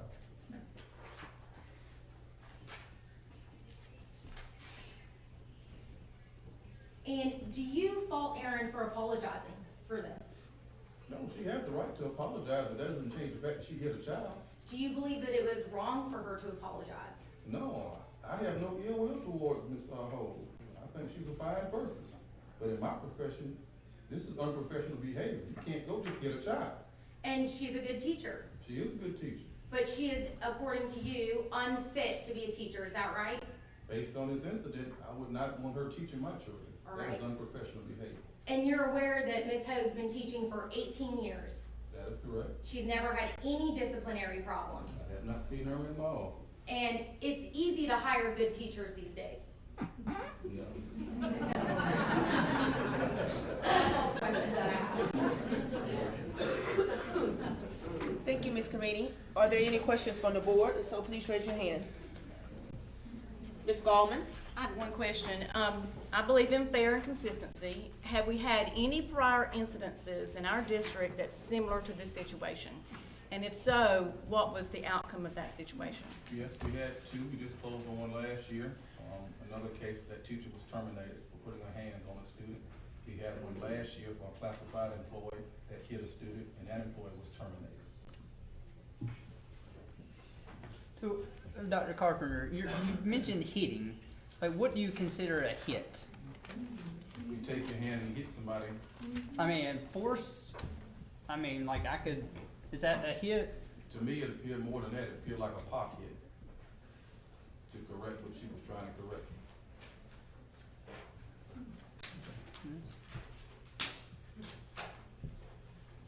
Dr. Carpenter, I have a question. Uh-huh. Because we keep going back to the fact that the teacher was not removed that day. Is that because it is not protocol, the proper channels had to be followed through? What was the reason why Ms. Hogue was not taken out of the class that day? I wasn't informed of the incident until the next day. So once I was informed of the incident, I put on administrative leave to conduct the investigation. So could Mr. Bender not remove her from the class? Only the superintendent and I can put someone on administrative leave. So that's why she was still there until either you or the superintendent was notified Correct. and given the order to be removed. Correct. Thank you.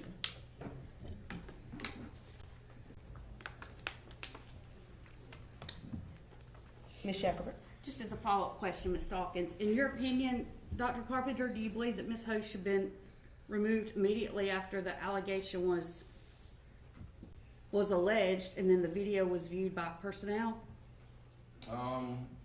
If it were me, I would have removed her, based on the information that I saw.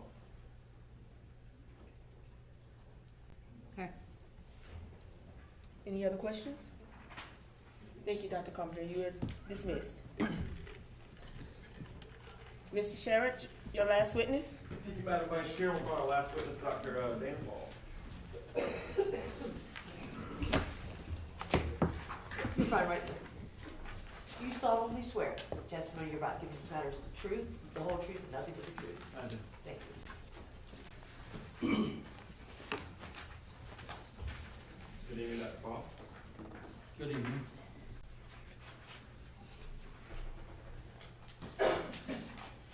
Dr. Paul, how long have you been superintendent of Cherokee County School District? This is my 5th year. Have you ever been superintendent anywhere else? No, I was assistant superintendent with Sumter before coming here. Have you ever been a principal? Yes, I've been a principal for fourth largest high school in the state at one point, and also principal of an alternative school. So, did you know, and you've been in the boardroom the entire time testimony's been going on, correct? Did you know Aaron Hogue before this November 7th incident? Just as an employee. But no, socialize or No. never ran into each other at work or anything? I mean, if I was out at the school and seen her, I probably would have said hi or asked how she was doing or something. Okay. How did you become involved in this process? Initially, Mr. Bender had called me and Dr. Carpenter, and then Dr. Carpenter informed me once he got fully involved. So did you conduct an investigation? Dr. Carpenter conducts an investigation. And that's typical? Yes. And so Dr. Carpenter, and in this case, conducted an investigation. And did you review Dr. Carpenter's investigation? I did. What were the components of that investigation? The video, the letters, statements, all that has already been talked about. So you watched the video. Yes. What was your reaction to the video? Anytime you have to deal with an employee discipline matter, there's always a little bit of compassion, a little bit of shock, and depending on what it is, there's a little bit more of one or the other. And the conduct that you, what else did you consider in your investigation as far as the outcome of Ms. Hope's employment? I met with everybody along the way. Like I said, I was in communication with the principal, Dr. Carpenter. Ended up meeting with Ms. Hogue as well to hear all sides, and then I took some time and made a recommendation. Okay, so you met with Ms. Hogue before you took any steps? When do you remember when you met with Ms. Hogue? I'm guessing that it was around the 14th because she brought that amended statement to the meeting when she came. Who attended that meeting? I believe that was me, Ms. Hogue, her husband, Dr. Carpenter, and I think Mr. Bender was in there as well. So during that meeting, was there anything that occurred during that meeting that changed your thoughts on the outcome? I didn't really have no thoughts on the outcome at that point. Like I said, I always meet with them to hear all sides and hear everything, and that was the whole point of that meeting, and we briefly discussed that. She expressed pretty much what she wrote in the statement to me. She expressed that she was sorry for what she did, and we pretty much went from there. And is the conduct that you saw in the video, is that acceptable in Cherokee County School District? No. Okay. And do y'all have methods of handling employees that exhibit that type of conduct? We do. Okay, so I've handed you what's been identified as Exhibit 6. Have you ever seen this policy before? I'm sorry, it's Exhibit 5. Oh, okay. Yes, I've seen this before. And that's policy GCQF. Yes. All right, second paragraph there, could you read that out loud? Therefore, it is the policy of the board to remove from employment any professional staff member who fails or who may be incompetent to give instruction in accordance with the directions of the superintendent, or who otherwise manifest an evident unfitness for teaching. Okay, you can stop right there. So manifesting an evident unfitness for teaching is a mouthful, right? What does that mean to you? That means that you've done something or a pattern of something to create an unfit level.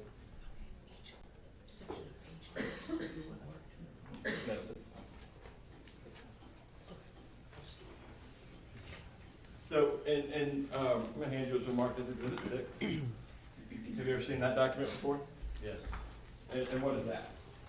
This is GCQF-R, discipline, suspension, and dismissal of professional staff. Okay. And so, just start at the very top and read about halfway down. Evident unfitness for teaching is manifested by conduct such as, but not limited to, the following: incompetence, persistent neglect of duty, willful violation of rules and regulations of the State Board of Education, unprofessional conduct, drunkenness, cruelty, crime against the laws of the state or the United States. Okay, you can stop right there. You can stop right there. So this was not an issue of drunkenness, right? All right. Okay, not an issue of any laws against the United States necessarily, right? What was the reason that you found for the manifestation of the evident unfitness to teach? Unprofessional conduct, hitting the child. And that's unprofessional? Yes. And what qualified you to make that judgment? Frankly, I'm the superintendent. That's my job. That's what I'm hired to do, to handle all personnel matters. How long have you been in this industry? 18 and a half years, going on 19. What did you do before you were in the education industry? I was in the United States Army. I've done a little bit of everything. So you're familiar with policies and procedures, right? Yes, sir.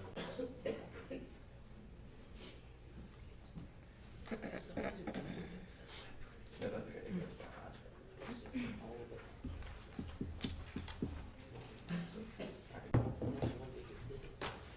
So confused.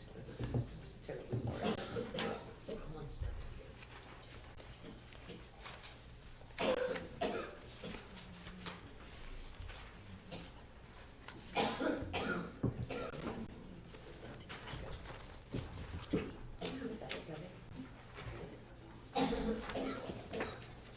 Okay.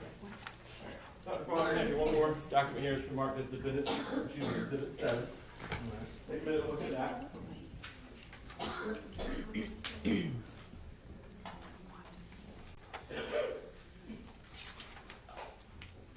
you familiar with that letter? Yes. And what is that letter? This is the letter that I sent advising Ms. Hogue of what my decision was. And when you say decision, your recommendation, correct? Yes. And what was your recommendation? Termination. Based on what? Her striking the child. Okay, in the last sentence of the first paragraph, could you read that off? The last sentence, first paragraph. During the incident, you also slapped/popped the student on her leg. The student then left the media center to report the incident. Based on the testimony that you've heard today and from your colleagues, does that still stand true? That's never been in question. Ms. Hogue herself admitted to it. And going on down here, let's see, third paragraph on that top page, can you just read that first? Based on your unacceptable and unprofessional behavior, which is in direct violation of board policy and district expectations, I have determined that I have no reasonable alternative at this time but to make a recommendation for your immediate termination to the Cherokee County School District Board of Trustees in accordance with provisions of SC Code ANN 5925430 and 440. Dr. Paul, do you regret your decision to recommend Ms. Hogue's termination? No. Is it your goal to protect students in the school district? 100%.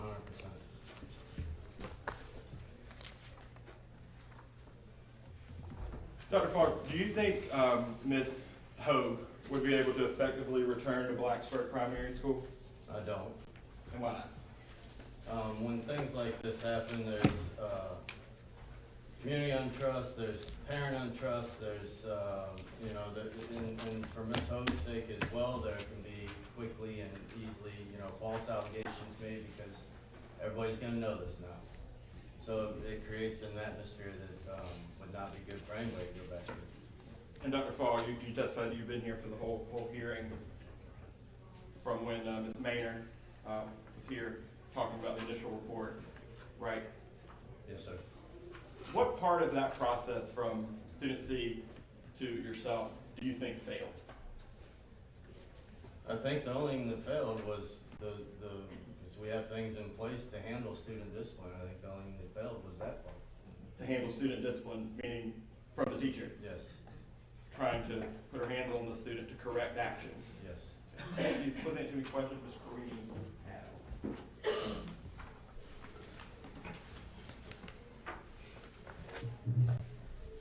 Dr. Fall, as you've established, you've been sitting in this room this entire time, Yes, ma'am. and so Standing, really. you've heard all the discussion about this video that's Yes, been ma'am. viewed. Yes, ma'am. When you viewed the video, did you view more than the 2 minutes that were presented here today? Initially, I did not know. Once again, I was given the information from the investigation, reviewed it all, and then I also met with Ms. Hogue. All right. And when did you get an opportunity to review the entirety of the class period? I don't remember the exact date. It's relatively recent, last week or so. I'm not sure the exact date. So somewhere around January 17th? It was in January, I don't. All right. And to do your investigation, you reviewed the video from this matter, right? Yes, ma'am. And you reviewed all the video prior to recommending termination, is that right? Yes, ma'am. All right, you reviewed the entire class period prior to recommending termination. Oh, no, I'm sorry. I did not review the entire video prior to that. You reviewed the 2-minute snippet of Yes, the video. I reviewed all the information that was gathered during the investigation. You reviewed the statements by Ms. Hogue, is that correct? Yes, ma'am. Did you also take into consideration your meetings with Ms. Hogue? What meetings? Isn't it true that on November 10th, 2023, you met with Ms. Hogue and her husband in your office? I don't recall the date. I know we met on the 14th.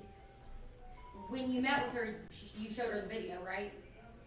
I don't recall that. All right. And you don't remember her ever making an amended statement to you verbally? She gave the written statement at the meeting that we had. So that's a no. You don't recall her ever making an amended statement to you verbally in your office on November 10th? And I don't recall. All right. And you don't recall ever viewing the video with her?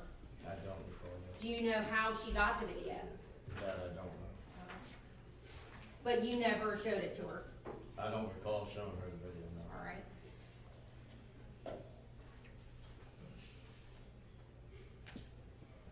All right, and you stated that it is unprofessional, correct? Her conduct was unprofessional, Yes, ma'am.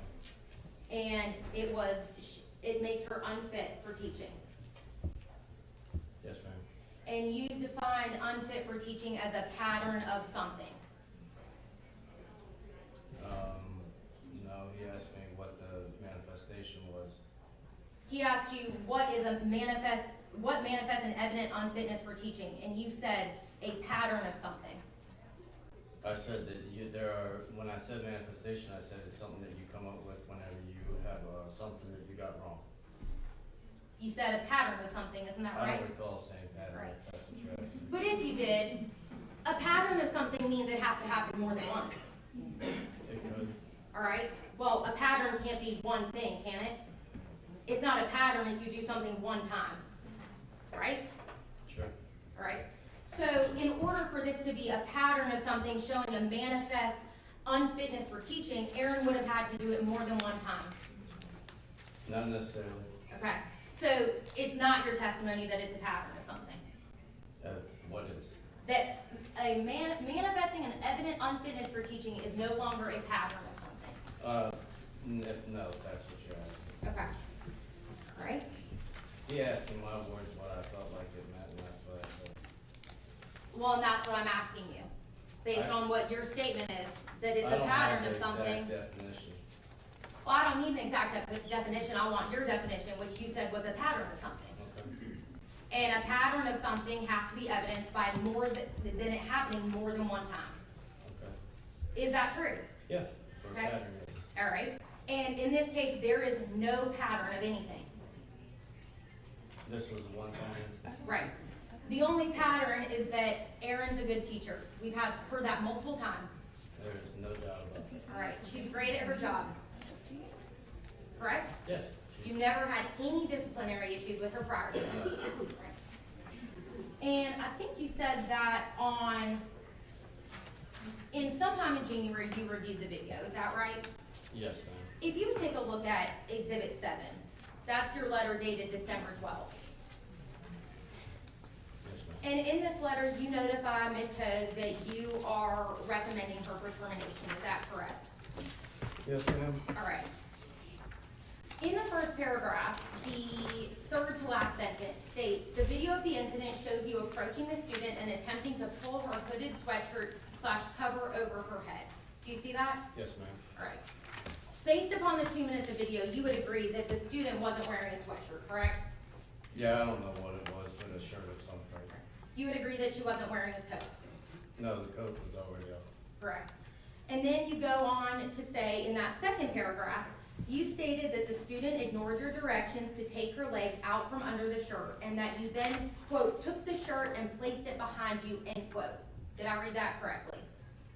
And where are you reading? I'm sorry. Beginning of the second paragraph, Okay. The first part there. first sentence. Did I read that correctly? Can you read it again? I didn't hear you. I'm sorry. You stated that the student ignored your directions to take her legs out from under the shirt and that you then, quote, took the shirt and placed it beside you, end quote. Yes, that's what it says. All right, That was based off her statement. all right. She never put in her statement that she tried to take the shirt off, right? I would have to read the statements. I don't know. Go ahead and read Exhibit 1. I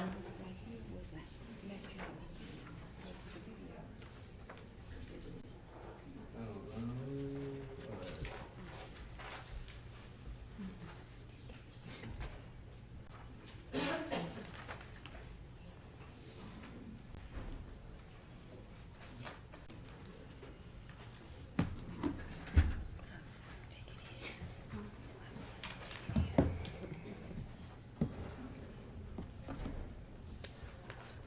Do you want me to read 1 and 2? No, sir, I just want you to read Exhibit 1 silently. Okay. I'm done. All right. Would you agree that in Exhibit 1, Aaron says, I took coat and put it beside me? Yes. All right. And that is not what your letter states, correct? The letter states shirt and placed it beside me. Correct. And that's an incorrect statement of what Aaron told you. According to the statement, yes. All right. And then you say, however, the video does not corroborate your version of events. Did I read that correctly? Yes. But you would agree that you did not review the entire video prior to sending this letter. Yes. And you would agree that now that you've had an opportunity to review the entire video, that this statement is corroborated by the video. As far as which statement are you talking That Ms. Hogue took the coat and put it next to her. about? This one here?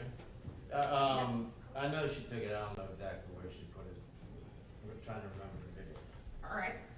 I wanna say it was like up, maybe towards the front by the projector, but I'm not positive. All right. So did you watch the video from beginning to end? When I got the full word, yes. Correct. And so you've watched the beginning of the class period all the way until the start of the video where this incident occurs. Yes.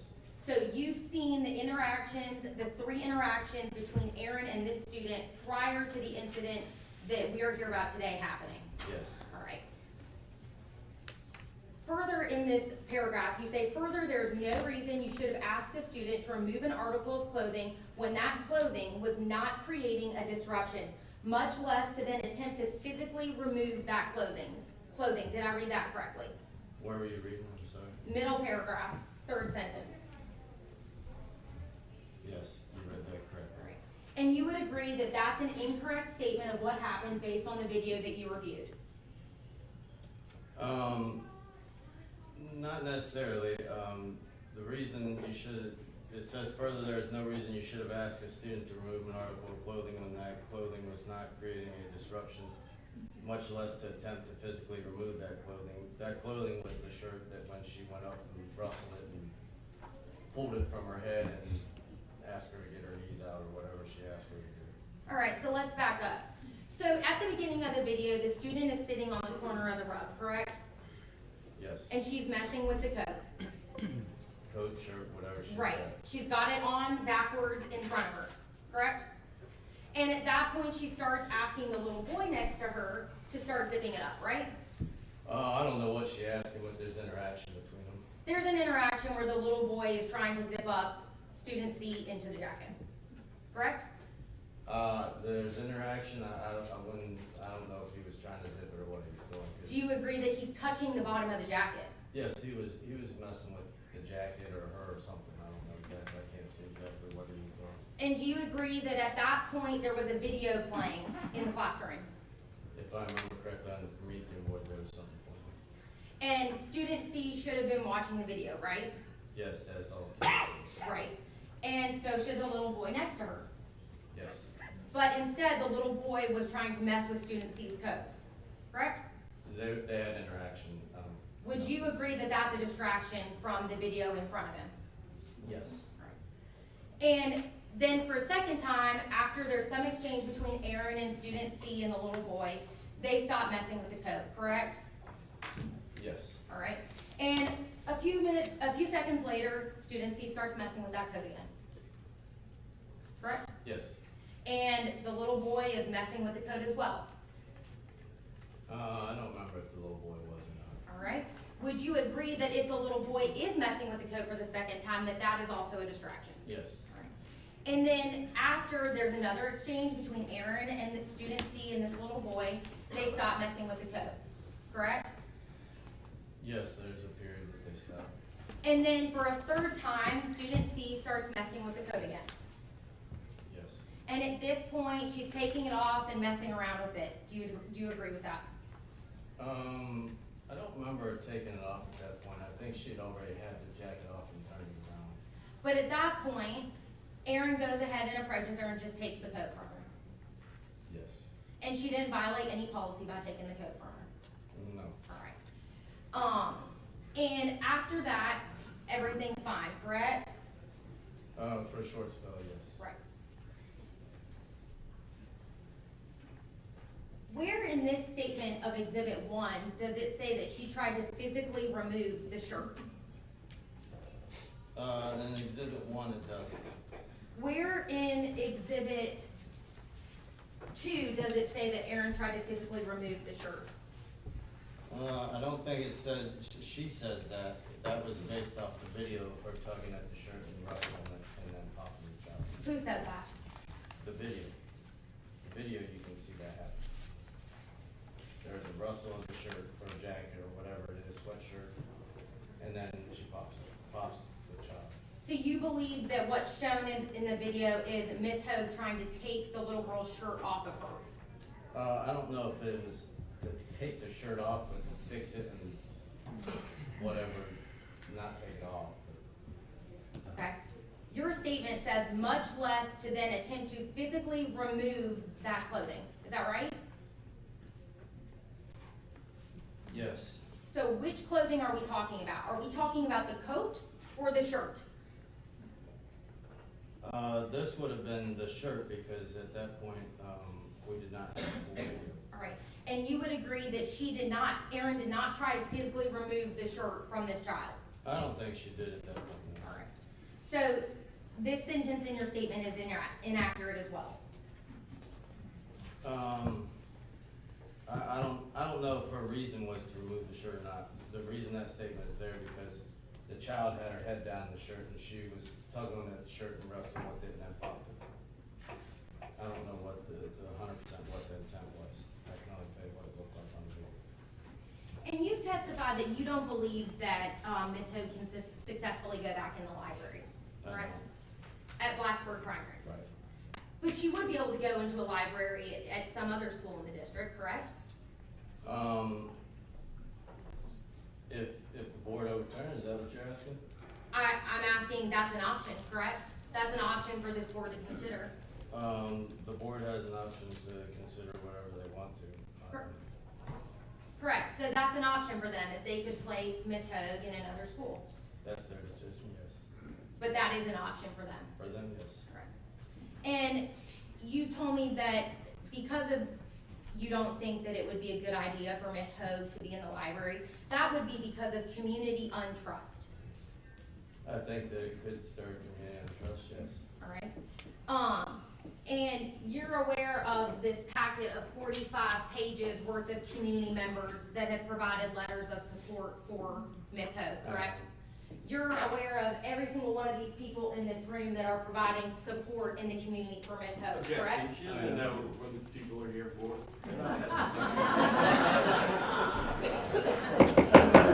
Sustain. All right, now, let's stay in order so we can move on. That's sustained. Ms. Carini, are you finished with this witness? No further questions. If the board has any questions, please raise your hand. I got one. Mr. Wilkins? It says one of the policies was unprofessional conduct. Has there been any other incidents with other teaching professionals that has showed unprofessional conduct? We answered that earlier. There have been some. That, say, let's see, 6 months, verbal. 6 months. Yeah, within the 6 Whether or months. not an employee has struck a child. Yeah, no, not struck. I mean, it just says unprofessional conduct. So I'm thinking that would be verbal abuse. I mean, that could be a lot of different things. We have in the last 6 months, and the same outcome. The employee has a choice whether or not they appeal.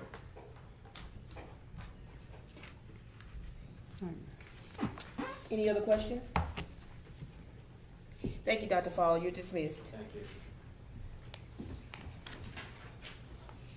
Is there anything else from the administration?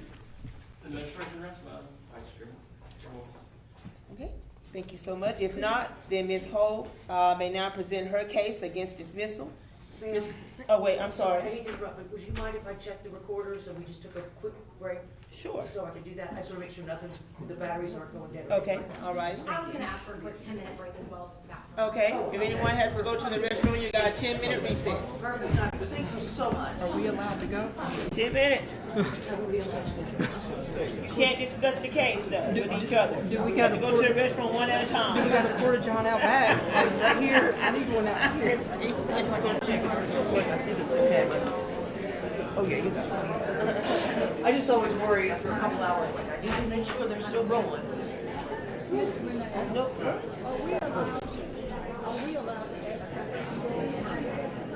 oh, yeah, she will testify. She's a witness. She's listed her as a witness. And yeah, you will be able to ask her questions since she's a witness. All right, Ms. You're watching that. Watch the episode yesterday.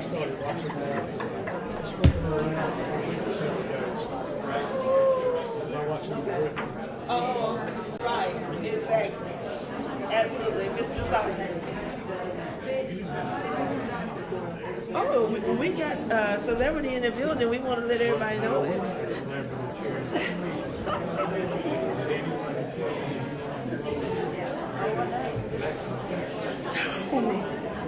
Are you serious? Oh my God, thank you.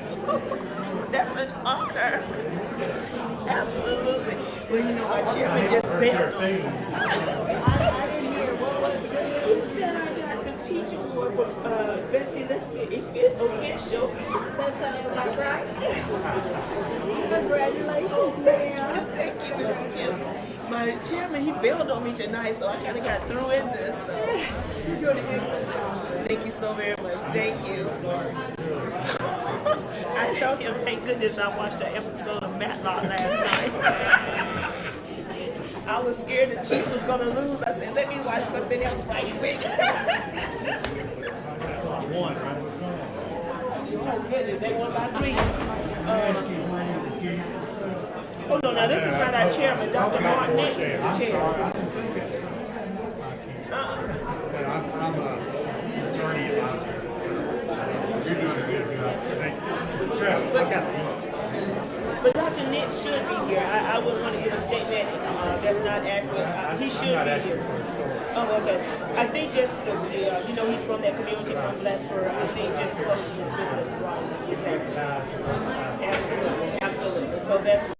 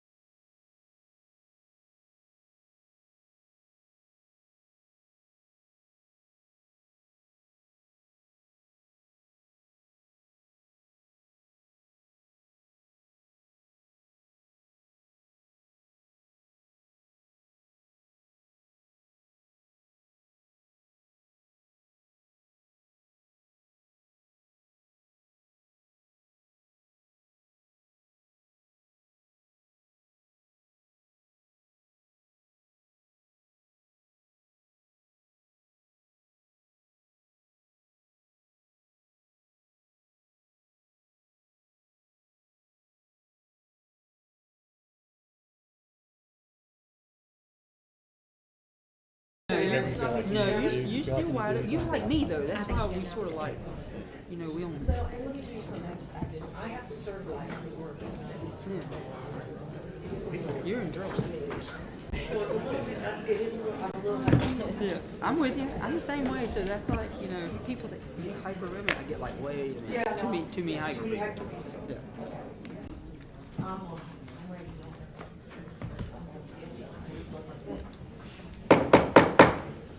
We call this hearing back to order. We're going to proceed with testimony from Ms. Carini's, Ms. Carini on behalf of, Ms. Hogue, right? Is what we Yes, have? ma'am. Okay. Ms. Hogue calls Deborah Hamrick to the stand.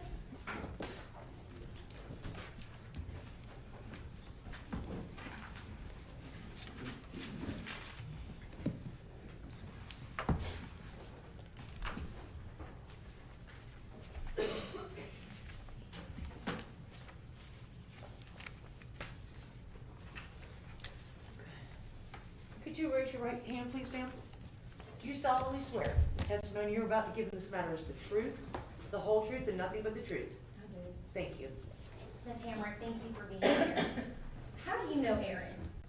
I became principal at Blacksburg Primary School, and she was already a teacher there.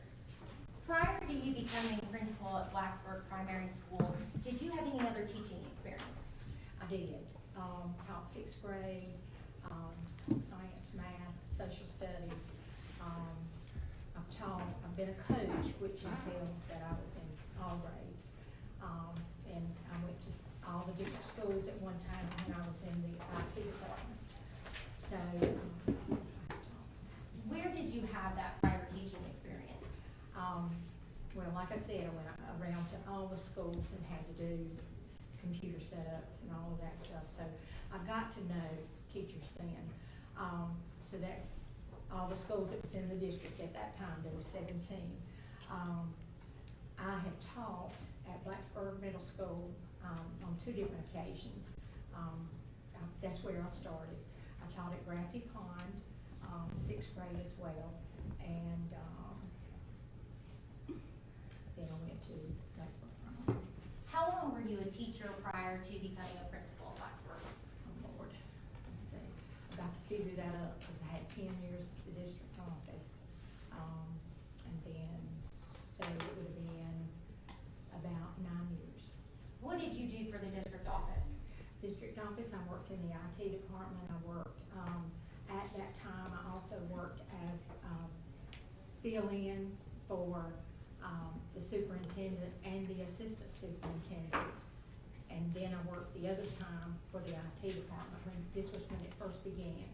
I also did, I took minutes for the board. I filled in for the secretary who could not take minutes when she was absent. I took minutes for the board. And during your time as principal for Blacksburg Primary, did you get an opportunity to know Erin Hogue as a teacher at the school? I did. And what did you come to learn about her qualities as a teacher? I would put her up there at the very tip top. She is structured. She has her classroom organized. She works hard for what she does. And she doesn't just plan things and put it out there. She plans it so that the students will learn. And they have the sequence and they have a guide, but you can go beyond that guide and do some fun things and do some things, hands-on things that help children learn. And she's very good at that. She's just a great teacher in my book. Did she teach multiple years during your time as She principal? did. I was there for 8 years and she was there before I came, so she taught the entire time I was there. What years did she teach over the course of your time at Blacksburg? She was in kindergarten when I got there. Not the first year, but the second year I was there. I think it was second year, maybe third. That I, basically, I went to her the first time and I asked her and another teacher to move up to second grade. I knew that she had taught first grade before, and I knew what she had done before, and I said, I believe that you guys together with what were, the ones that were already there, I had open spots, and I said, I believe that y'all would make a good team to help get these second graders out of here and be prepared for third grade. And in your experience as a principal at Blacksburg, is it easy for teachers to transfer between teaching years? Sometimes it is, sometimes you have a teacher that, you know in your heart as a teacher, when you're ready, sometimes when you're ready to change, you want something new. And sometimes it's just a thing that they have, and I allowed some teachers to move. I also asked teachers to move. Erin was one of the ones that I asked to move because I felt like I had enough confidence in her to do what I needed to be done in that grade level. And she did go. And did she succeed as a teacher in any classroom that she was teaching? Everyone she was in while I was there. And have you been in this room this entire time during this hearing? Yes, I have. Or been standing out in the hallway. Have you been able to hear what's been said throughout this hearing? Yes, I have. And do you have any opinion as to Erin's fitness as a teacher? Objection. She's already testified to her experience as a teacher. She's been with the district, she's been with a teacher in the school, and she's been a principal at Blacksburg Primary for many years. I believe her experience is 40 years. Based on her experience, she's able to give an opinion. Ms. Hamrick, based upon your experience as a teacher and a principal at Blacksburg Primary, do you have any opinion as to Erin's fitness to be a teacher in Cherokee County? No, I would recommend her to anybody. Could you speak up just a little louder when that came on? I'm not hearing you. I'm sorry, ma'am. I'm sorry. It's okay. I would have no problem in recommending Erin for anything. She is a top-notch teacher. And during your time at Blacksburg Primary, did you have any disciplinary issues with Erin? Never. Did you receive any parent complaints about Erin? Never. Did you receive any communications from parents where they indicated how happy they were with Erin? I did. And you have parents that will tell you, I tried to develop a relationship in my school to where parents would talk to me. And I'm not saying all of them did, but I still have parents, and a lot of these people are some of the parents that I dealt with. And they spoke when I came in. We have a good relationship. So they feel comfortable with saying, you know, what they feel and what they think. But I never had a parent to say anything negative about her. I've had parents that have said, she has done wonders for my child. And I know of a couple of incidents that one, in fact, was a teacher, or still is a teacher, and her child was very, very nervous about school. And she was trying to decide where to put her child. And I said, well, have you thought about Miss Hope? And she said, well, yeah. She said, but they know one another very well. And I said, but his academics and the way he learned, because I knew the students, the way he learned, I felt like he would do well in the class. And he did. And I had that parent to relay all of that to me. Well, in fact, she wrote me a letter. And I just had good things, you know. My child has grown so much this year. And to me, that was important, especially in second grade, when I went to second. Because they have to grow between second grade and then they go to another building. And that's you've got a summer off. So when they go to that second building, you want them to have as much as they can. Do you believe that Erin is an asset to this school district? I do. And do you believe that she should continue teaching in this school district? I certainly do. No further questions. Thank you, Ms. Green. Mrs. Sheriff? Ms. Hammond, you said you retired from I Cherokee? am, When did you retire? 2018, And you retired, I just couldn't catch the school. Blacksburg Primary. Okay. And you said you filled in at one point as superintendent? No, Oh. I filled in for the secretary that was, she was split with the superintendent, half-time Oh. with superintendent, half-time with the assistant superintendent. Okay, I apologize. And you were principal for 8 years? Okay. And any guess at how many teachers came through during that tenure, or even just employees? I know that I had 50 on staff, Okay. and that counted everybody. And the reason I know that is because when I did dinners and things for that farm, I knew that. But as far as like coming in and out, I believe there were probably maybe 4, I would say 4, maybe 5 teachers that left, to go to other schools or to go to other counties. Another grade level, at several different grade levels. And so when you were a supervisor, whether it be a principal or you said you were IT, was that a supervisory? No, IT was the technology at that particular time. So I worked in the technology department. That's when I first started in the district office. So did you supervise anyone in that IT position? So when you were a principal or in that role, did you ever have to terminate anyone? I was in the process of trying to terminate someone, and she resigned. You were trying to terminate them? What were you trying to, and you don't have to say their name, but what were you trying to terminate them for? The way she treated children. The way she what? The way she treated several children. But there again, okay, So how did she treat, and this is the children at Blacksburg Primary? it is correct. Sorry, now that's all. So, okay, so how did she treat the children so terribly? She had 3 children that had special needs children.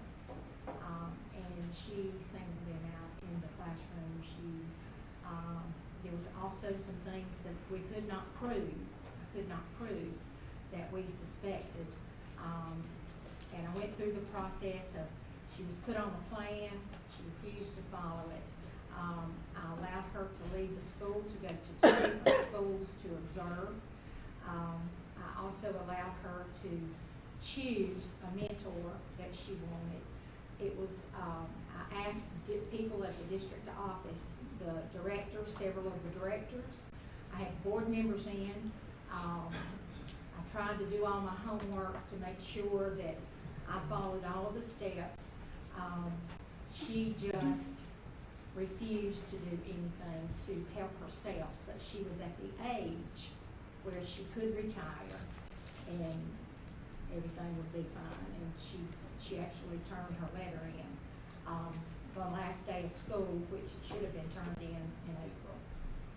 Did you ever have any issues when you were a supervisor with not just teachers but employees getting in dust ups or altercations with students at all?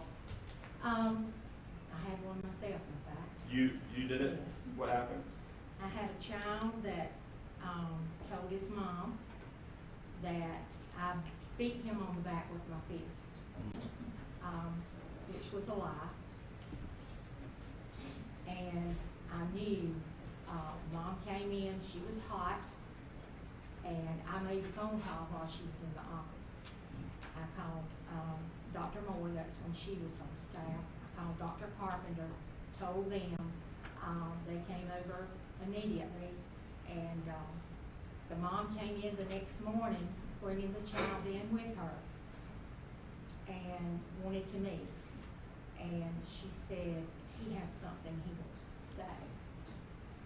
But during that time, we had pulled a video just like that. I was never on that hallway, not one time that day. So because the video didn't show it, The video- it exonerated you. Yes. So the video didn't show you Right. contacting the But the child. mom brought the child in, and he apologized and said he lied, and asked to hug me.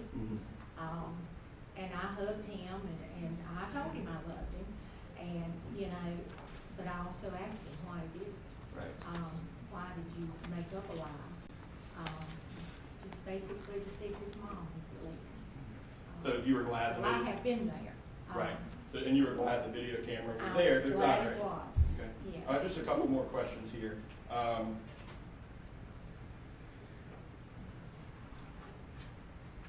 Have you seen, and you testified you've been here the whole time, this hearing. Have you seen the video that we all kind of circled up and watched? No, I have not. So you don't know who's in it, Have not. something the students Do see, not know.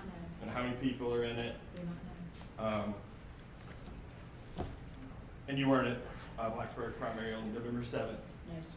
So you have, no evidence, better or worse, about No. the substance of this. Correct. Correct. And you understand that this is a misconduct hearing, it's about an allegation of misconduct regarding that, okay? Correct.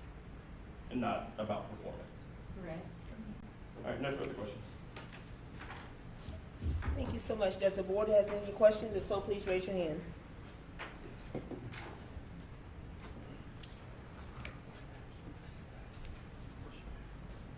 Ms. Carini, you have anything on redirect? Just a couple questions. Ms. Hamrick, earlier you were telling us about this teacher that you had issues with while you were a principal, correct? Correct. And how many children was that teacher having issues with? She had problems with 3 different children. All right. And what did you allow her to do to get better in her role as a teacher? The first thing, I called her in to talk to her. I also had a conference with the dad. Had a conference with the children, trying to talk with them. But ultimately, they didn't understand, but I still talked with them. It involved them. Went through the process of calling her in, and I just told her that she would be having to go on an adept plan. We had to meet with them at the end of the first semester. And so I told her she needed to follow a plan. And that plan includes you have to observe them so many times, they have to do write-ups, you have to have videos. There's options to do, send them off campus to let them go to additional training. I sent her off, I gave her a day, and let her go to one school and observe in a classroom, and then go to another that morning, and then that afternoon to go to that other school. She refused to do any of that. I asked people from the district office, the directors, to come in as well and to observe her in her classroom, so. Did you provide all of those options to this teacher prior to any discussion of terminating this teacher? Yes. No further questions? One more question, Madam Vice Chair. Ms. Hamrick, you talked about the adept, you put her on an adept plan. And that was about her performance as an educator, right? Not about her conduct.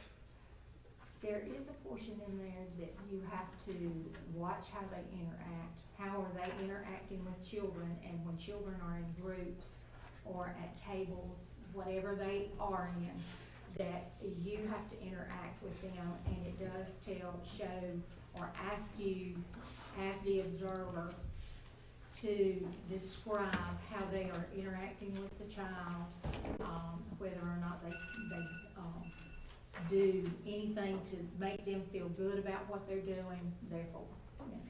And so when a teacher is lacking in performance, are you aware that it's actually a statute? You have to give them a chance to improve. It's required by law. Right. You have a grading system on that page, and according to that score, you determine whether or not you feel like they need some additional help in that, and you give them what additional help they need. On their performance. But you can be a high-performing teacher and still commit misconduct, right? That's what I'm saying. That's what I just said was, you have a section in there that deals with how they interact. I'm not talking about the improvement plan. I'm just talking about in general. You can be a high-performing teacher and still break the rules. Is that correct? You can, yes. Have you ever experienced that as your supervisor? Everybody does. Okay, thank you.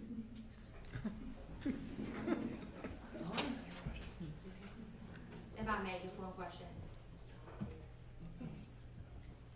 When those teachers break the rules, do you terminate all of them? Thank you. Mr. Sherrod, anything further? No? Okay. Does the board have any questions? Okay, Ms. Hamrick, thank you so much. You're dismissed. Ms. Carini, you can call your final witness. We're going to call Ms. Erin Hogue to the stand, and if you would allow me, just a few minutes to get my video set up. Yes.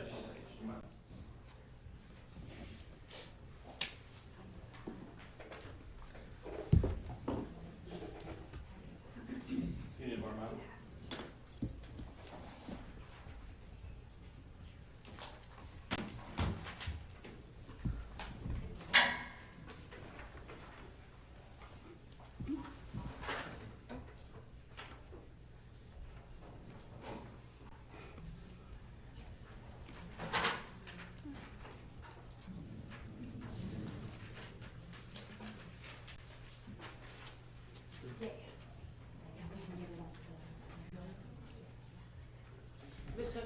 Ms. Hogue, could you raise your right hand, please?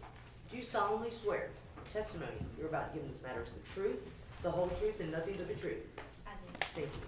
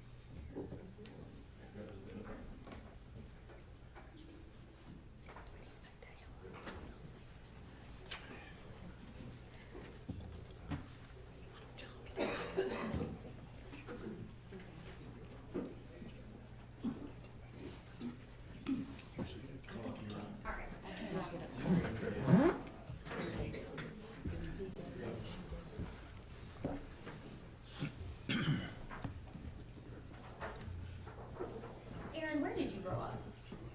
Here in Gaffney, South Carolina. And where did you attend school growing up? I went to elementary school at J. Paul Bean Elementary. Then I attended Grenard Junior High and graduated from Gaffney High School. In 2001, yes. Right behind this building. Yes, ma'am. And where did you attend college? Winthrop University in Rock Hill. And what year did you graduate? 2005. When you graduated, did you return back to Gaffney? Yes, ma'am. And what did you start doing when you came back home? When I came home, I was hired at Blacksburg Primary School as a first grade teacher. Are you married? Yes. And what does your husband do? My husband Grady works at First Piedmont Federal. And is your husband from this area? He is. And do you have any children? Yes, we have two. 13-year-old who attends Blacksburg Middle School and a 7-year-old who attends Blacksburg Primary School. And you've grown up here your whole life. Yes, ma'am. When you returned back to Blacksburg Primary, is that your first job as a teacher that you had? Yes, ma'am. Have you been at Blacksburg ever since 2005? Yes, ma'am. And were you working on November 7th, 2023? Yes, ma'am. What was your job title on that date? Librarian, How long had you been a librarian at that point? since August. So this was your first year that you had started doing that? Yes, ma'am. What led you to take the role as a librarian? Our former librarian was retiring, and I had always loved helping kids learn how to read and helping them have a passion for reading. I was also looking for a role where I could have a better balance between home life and my work. And what roles did you fill prior to becoming the librarian? So I taught first grade for about 6 years. Was asked during that time to go to Montessori training, so I got my master's degree in Montessori education. Continued to teach at Blacksburg Primary. We did the Montessori program for a couple of years. So I taught a combination of 3, 4, and 5-year-olds there. Then the next year we did 4 and 5-year-olds. From then, when that curriculum, when we decided to no longer do that curriculum in Cherokee County, I went to kindergarten, taught 5K, and then went to 2nd grade. And during my time as a 2nd grade teacher, I actually went back down to 1st grade and had the same group of kids, 1st grade and 2nd grade. So I was in 2nd grade before. And during your time as a teacher, did you win any type of awards? Yes, I was Teacher of the Year, and I'm not sure the date, but I also have been Literacy Teacher of the Year at my school twice. And when you say Teacher of the Year, is that at the school or within the county? I was Teacher of the Year for my school, but I represented the county. And how are you enjoying being librarian? I really enjoyed it. It was a nice change from some of the stresses of a normal classroom.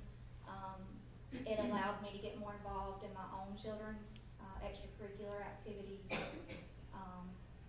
So I was really enjoying it. It was a better work-life balance. Yes. And you said that you were working on November 7th, 2023. Yes, ma'am. What would your typical day have looked like as a librarian?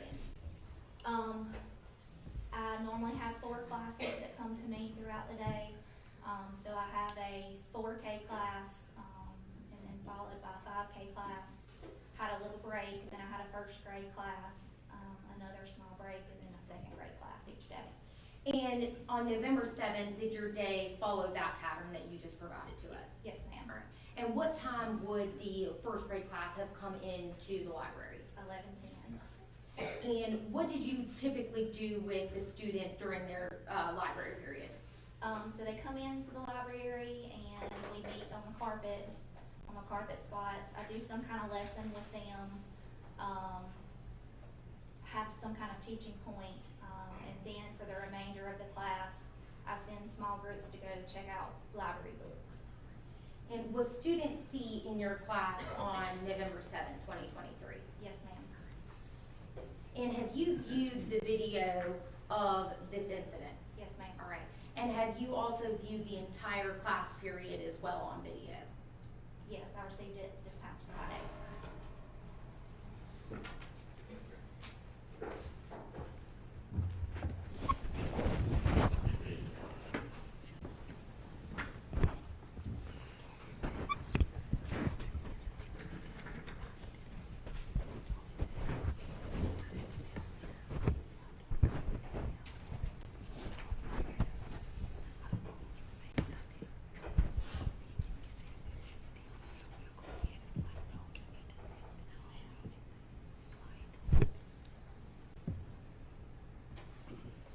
Aaron, can you see the screen? Yes.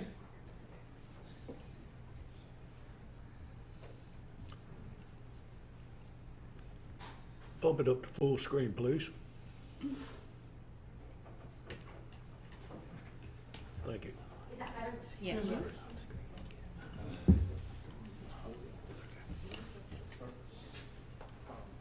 Dawkins, the laptop screen is visible to the audience. The laptop screen is visible to the audience. Oh, okay. Oh, she needs to pull around here. You need to come around here, Miss Community. They saying the laptop screen is visible to the audience.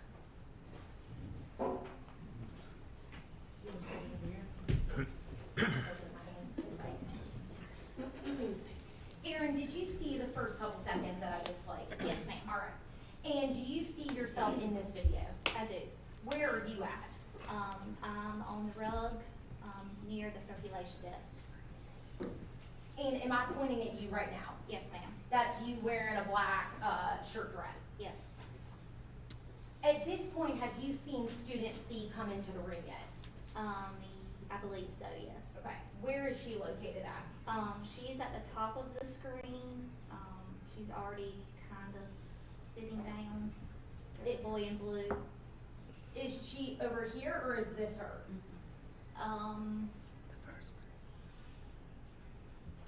Do you need me to keep playing it? Yes, please. I think she's, I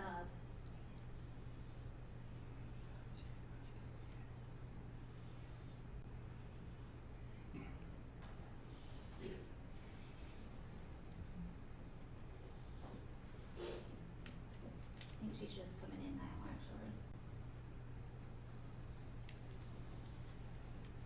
Yes. All right. Have you now seen student C walk into the room? Yes, ma'am. All right. Where is student C standing in this frame of the video?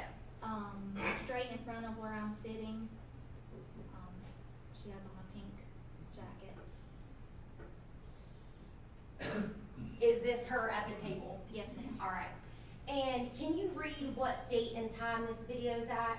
November 7th, 11:13:08 a.m. All right. And is this when the class would have been coming into your room for library time? Yes, ma'am.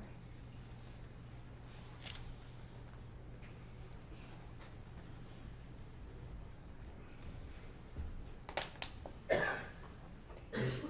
right. I'm going to skip ahead.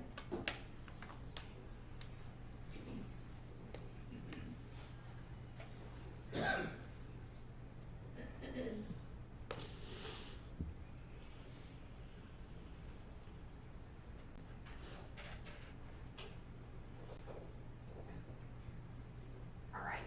Did you just see that, Erin? Yes. All right. Is student C doing anything in the video clip that you just saw? Yes, she took off her coat. All right.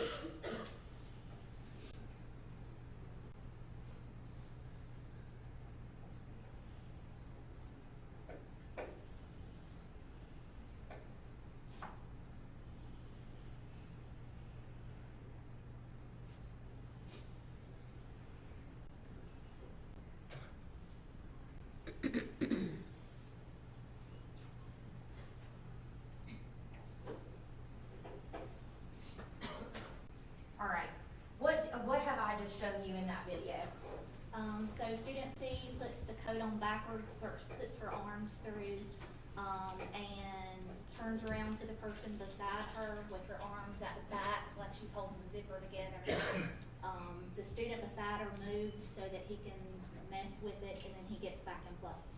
At this point, do you believe that you've had any interaction with student C regarding this code? Maybe some eye contact. Okay.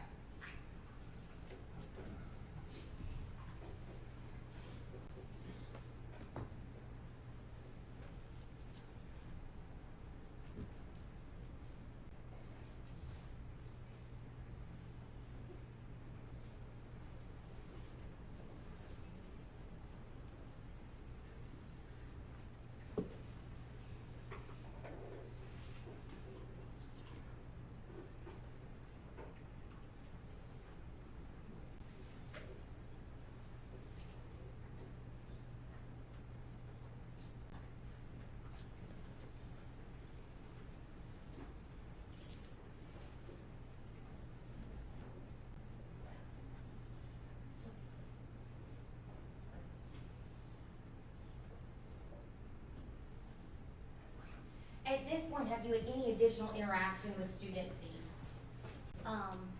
Yes, I mean, I've noticed that she has, taken off the coat and put it on correctly, then she took it off and put it over her head, and I believe now she has it off again.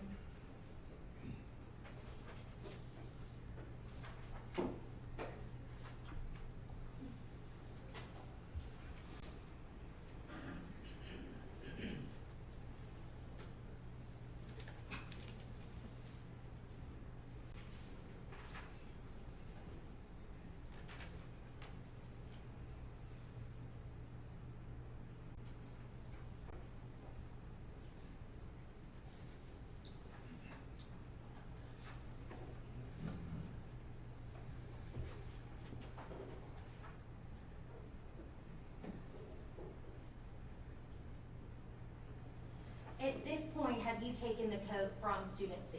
Yes, ma'am. And why did you do that? She continued to be a distraction with it, so I just took it so that she couldn't distract herself or others from the lesson that was, the video that was playing was on alphabetical order. I showed the video as here's how you put things in alphabetical order so that we could do a small mini lesson after the video was over and talk about why we use alphabetical order in the library, how it's useful, how it's helpful in finding books. I'm going to switch the videos.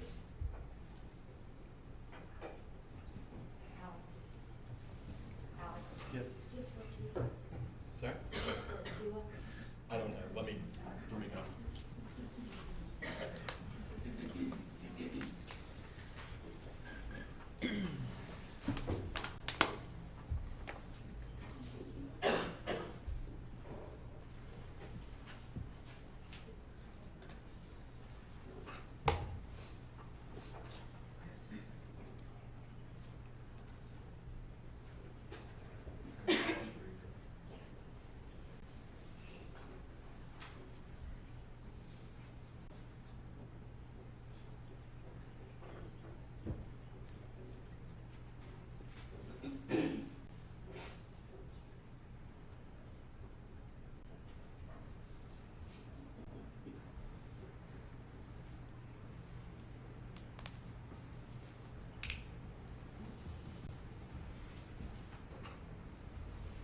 all right, Aaron, I'm gonna skip forward again.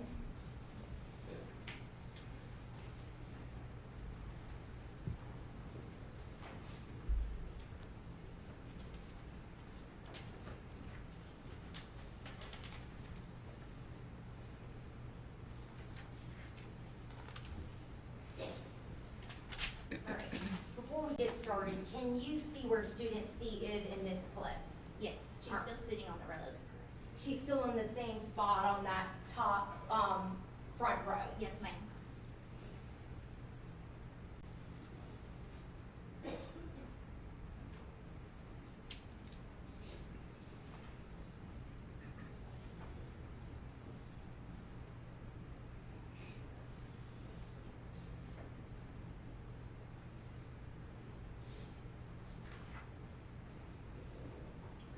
At this point, what has student C done with her shirt?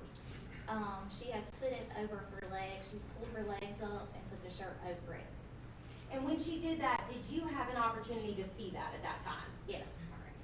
Did you have any problem with her putting her knees in her shirt? No, ma'am.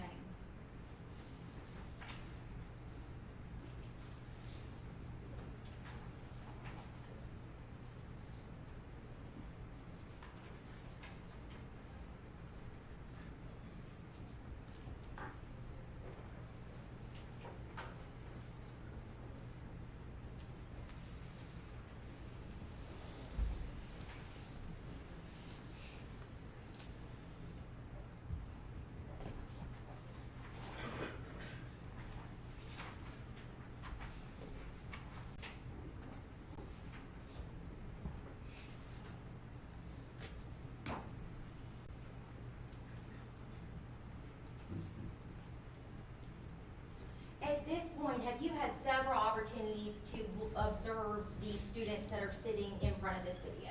Yes, ma'am. All right.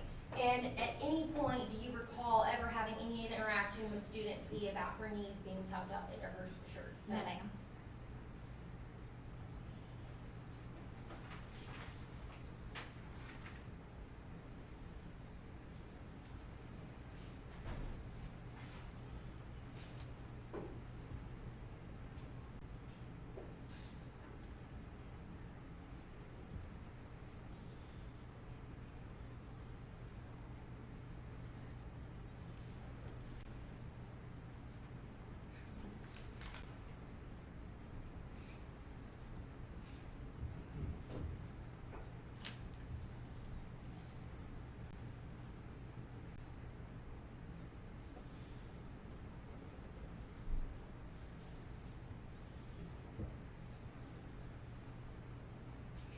Right.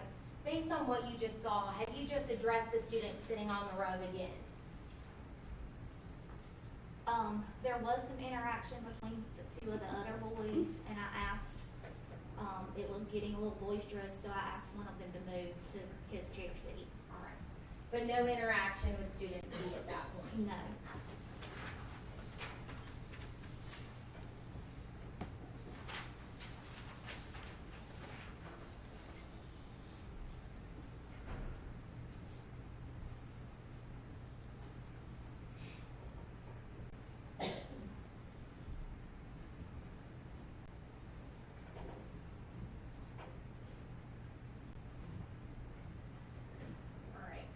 At this point, what is student C doing? She has her shirt, the collar of her shirt, and she's putting her head inside of it. All right. And she's no longer looking at that video? Correct. And at this point, is this when you approach the student and move the shirt? Yes. All right. And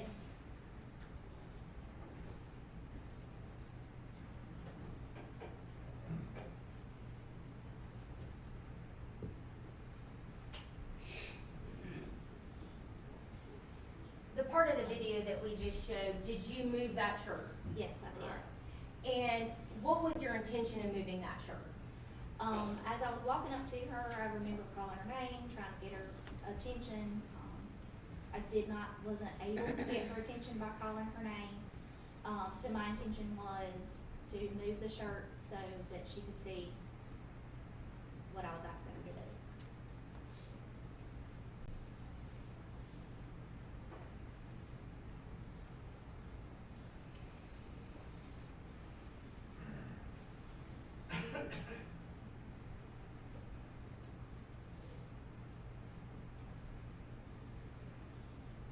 Did student C just nod her head in the video? I believe so, yes. Was she nodding her head at you? I don't remember. Okay.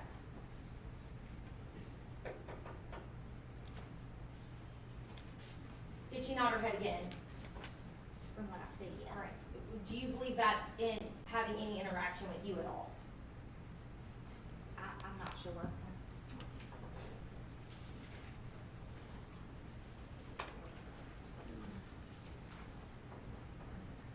At this point, is student C's head down again? Yes, ma'am.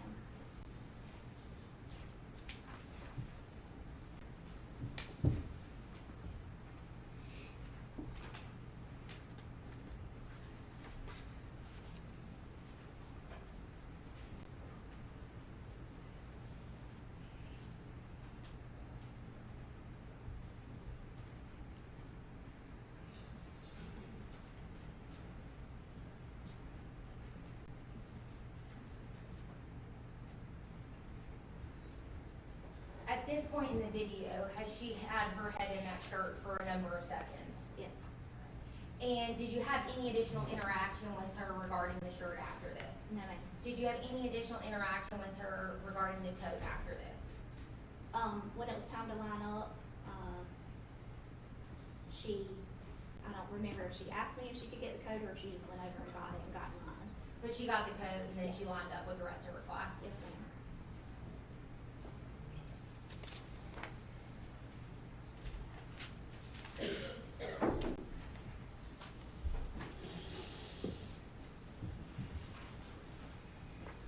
Did you have a chance to review this video prior to making any statement? No, I did not. You can pull.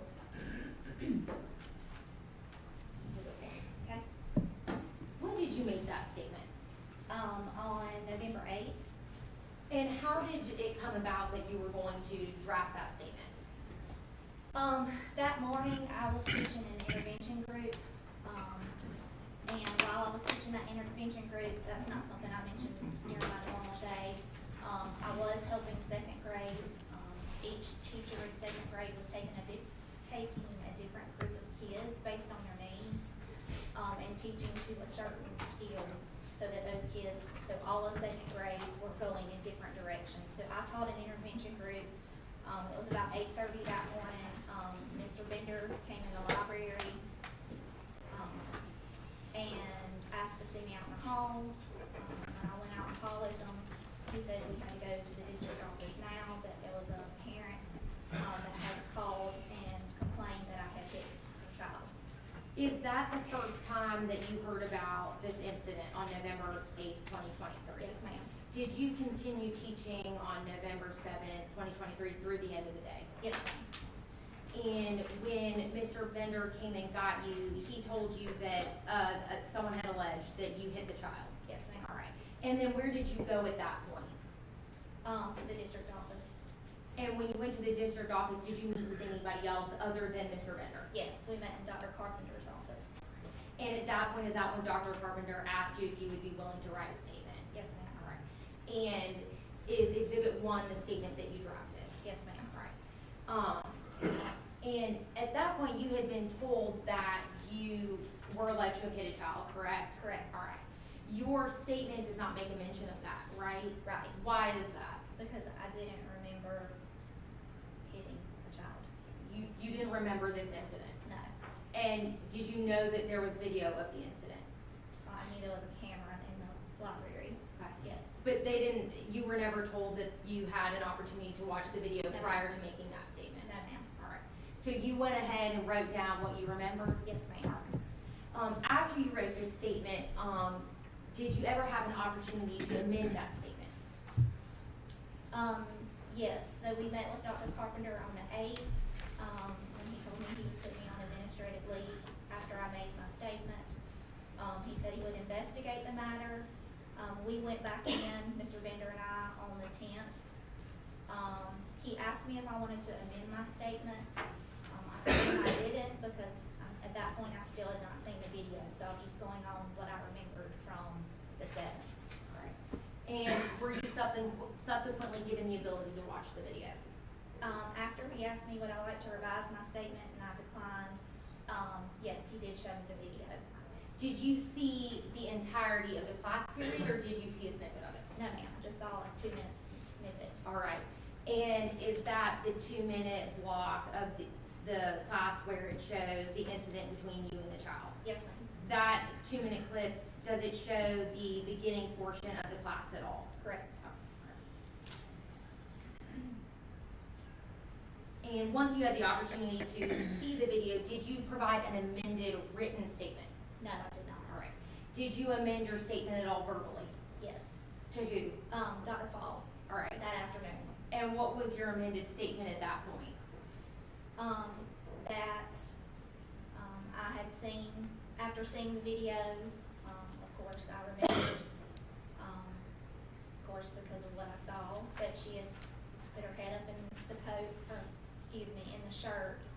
I was trying to get her attention to pay attention, and I walked over to her and fixed it and tapped and said, hey, I need you to pay attention. All right. And after that meeting, did you end up meeting again with Dr. Fall, Dr. Carpenter, and Mr. Bender for another meeting on the 14th? Yes, ma'am. And can you pull Exhibit 2? Yes, ma'am. Is Exhibit 2 a letter that you wrote in preparation for that meeting? Yes, ma'am. All right. And in that letter, did you apologize for your actions? I did. And why did you do that? I felt like I should have handled things differently after seeing the video. I regretted that I handled it the way I had. And how do you feel like you should have handled the situation? I probably should have given her more time to fix the shirt on her own. I should have waited on her to pull it back down over her head. If she continued to mess with it, I could have asked her to move to a table so that she wasn't a distraction to the others. Did you have an opportunity to review this letter with Dr. Fall, Dr. Carpenter, and Mr. Bender in that meeting? Yes, ma'am. All right. So you went ahead and read that to them? I did. All right. And are you still sorry for this incident happening? Absolutely. Do you still stand by the fact that you should have reacted differently in that scenario? Yes, ma'am. All right. Do you believe that you should be terminated as a result of this? I do not. And why don't you believe that you should be terminated? Because I've had a lot of time to sit around and think about these actions and have learned from them, and I will never touch a child in that manner again.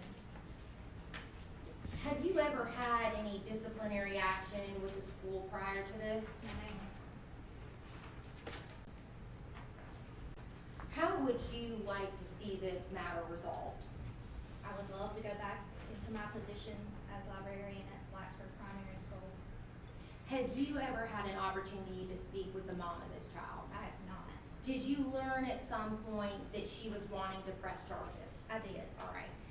But at some point, Mr. Bender told you they weren't gonna press charges at all? Correct. All right. And that was based on the video that the sheriff's office had seen? Yes.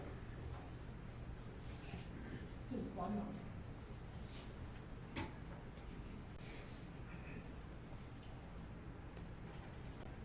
No further questions?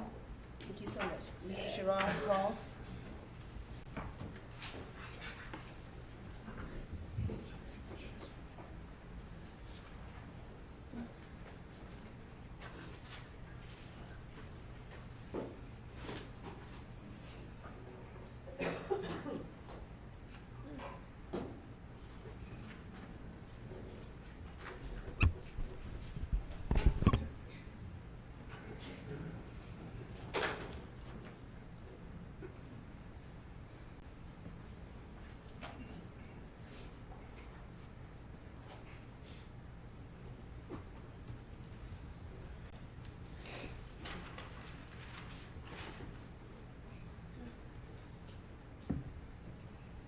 Good evening, sir. We've never met before tonight's hearing, correct? Correct. And I wanted to just touch on something real quick. You talked about, you testified that you were on administrative leave Yes, sir. starting November the 8th, right? And, but just to be clear, it's administrative leave with pay. Yes. So you're still getting paid and benefits today even? Correct. Okay, I just want to make sure.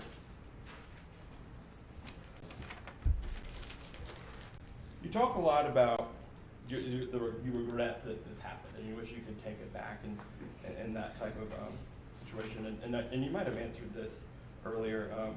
Have you spoken with student C's mom I have not. or student C? I have not. And why not? Because I was asked not to. I haven't been at school. Okay. Who asked you not to? Dr. Carpenter? Okay. And your administrative leave letter? Yes. Okay. So it would have been appropriate. Right. Okay. Correct. Okay. And, you know, Ms. Maynor was here earlier, and she testified. Have you spoken with her at all? Since you've been on administrative leave? Not to my knowledge. You didn't speak with Ms. Maynor and the principal on the phone? Oh, yes, I'm sorry. I got a call from my lawyer that said Mr. Bender was gonna call me with Ms. Maynor and that I could speak to him, yes. Okay. Right, and it was authorized? Right. Yes, yes. Okay, what was that call about? He asked me, did I want the hearing to be open? Should I not resign? Mr. Bender? Yes. Okay. What did Ms. Maynor have to offer? She was very upset about the situation. And how did that call end? Was it abrupt? Was it, Not really. No. I mean, was there anyone else on the call? no, Just the three? yes. One thing in your, an exhibit, sorry. Exhibit 2. This was the November 14th statement that you typed and signed. Did you, and I just didn't hear this clear, did you bring this with you to the district office, or did you type it up at the district office? I brought it with me. Okay, so you worked on it at home? Yes. Okay, and then brought it. And then you talked about verbally amending your statement. Yes. What was the date that you verbally amended that? Well, I did that twice. So after I met with Dr. Carpenter, on the morning of the 10th, I came back later that afternoon, my husband and I, to speak to Dr. Paul. I amended it in his office then, verbally, and then again on the 14th, In writing? in writing. So you, And on the 14th, verbally as well as the letter that I sent. what were your verbal amendments? Just that when I made the first, statement, so exhibit 1, I had not seen the video. Mm. So all I remembered about the situation was taking the coat early on in the class period from a child, and after I saw the video, I It all realized came there was more. rushing back. Right, to it. But you remember the code? Yes, Okay. And the verbal amendment, and that was in a meeting in this building. yes. Did you not think, let me just write this down, I or was not maybe even given- just, I wasn't given an opportunity to, you weren't given an opportunity to use paper or pen? no, You didn't have one? Or like in your, do you have a phone? I do. You didn't want to type it out your phone, send an email, text, nothing? This is very new to me, What is? of just this whole process, so no, I didn't think I needed to. Okay. And do you remember the specific amendments? Like how many were there? What did it consist of? How long was it? I mean, just what you saw on the video, that, child put her head up into the shirt, and I asked her several times to pay attention, and went up to her and fixed it and tapped her and said, hey, I need you to pay attention. In your exhibit 2 here, the written amendment. Yes. We just read that second sentence to me. It starts with I, comma. I'll just point it out to you. I by no means was trying If to you could just hurt- slow down so the recorder Sorry. can pick it up. Okay. I by no means was trying to hurt this child. That was not my intent, only to correct her behavior. So you weren't intending to hurt, like physically harm? No, Right. Just to get her to comply with what you wanted her to do. so that she hurt me, To yes. use your physical strength against a small child to get her to do what you wanted her to do? No. So you didn't want to correct her behavior? I did, I wanted her to pay attention to, I had verbally asked her several times and she did not comply, so, Go verbal to physical? Yes? yes, Okay, so that's, your testimony is verbal to physical. yes. How many times did it take for you to go to verbal to physical? Like, if you, like, 3 warnings, 2 warnings, 5 warnings? I normally do not go from verbal to physical, so. Okay. And, then if you'll just keep going in the parenthetical. Which I'm sure had been going on throughout the course of the library period, not just in this snippet shown. Okay, so this is talking about student C's behavior, and you're sure she was misbehaving during the library period. Does that, how does that, move the needle about when to use the physical or not, the misbehavior? Or does it? I don't understand what you're asking. So you say here that you're sure she had, which I'm sure had been ongoing, talking about her behavior, Yeah. ongoing bad behavior. I was just saying that that snippet that I was shown was not the whole class period. So, but how does that make things better for the students? To show more, I mean, how does it make it better to show more of the class? To show that I had tried multiple occasions. And you to just get her had to it, attend. right? Reacted, yes. Then in the next paragraph here in Exhibit 2 says, while I know that my actions have caused grief for everyone involved, what sort of grief? Can you talk about grief? Just the whole process in general, that others had to get involved outside of, my school, my principal, the superintendent, Like who? the HR. I mean, just that it was causing trouble. Okay. What about the student? Sure. The student Yes, too? Okay, yes, good. yes. Okay.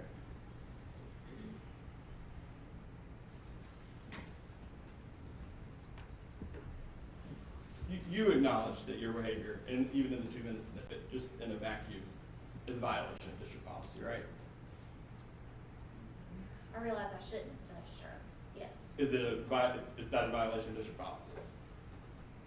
It's very vague. It's what's vague? Touching students? No, the policy could cover a lot of things. Okay. This is what I'm saying. All right, well, what about professional? Was it professional? How about that? Probably not, no. Okay, so unprofessional. Yes. Okay.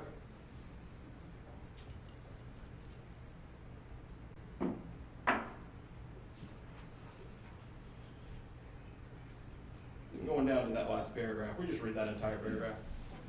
Although I have continually thought about the situation since my leave, I am ready to leave it in the past and move forward.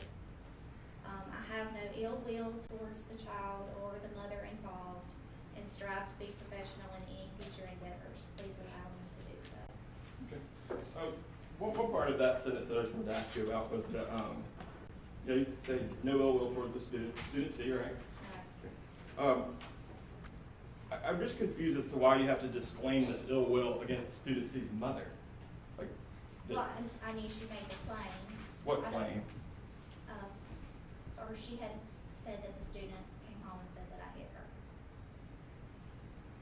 Oh, and you were like, I'm not mad at mom for. Right. Okay. For reporting, I'm not mad. And in Okay. future endeavors, I will not hold a grudge, I will not retaliate. I'm ready to leave it in the past. Basically, you weren't mad at mom for, coming up to the school and Absolutely. pounding her fist. Okay. Absolutely not. You would have done the same as a parent. Yes? Yeah, I probably would have investigated. Yeah, as okay. well. All right, so just 1 second to make sure.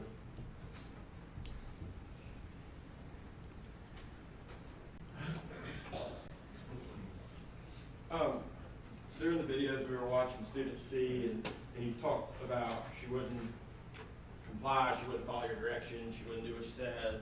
Remember that? What sort of de-escalation techniques did you use in that situation? Well, I ignored the behavior several times. Which is a technique. That's Right. not like a. Right. I'm just Yes. ignoring it. That's an actual tactic and technique. Okay.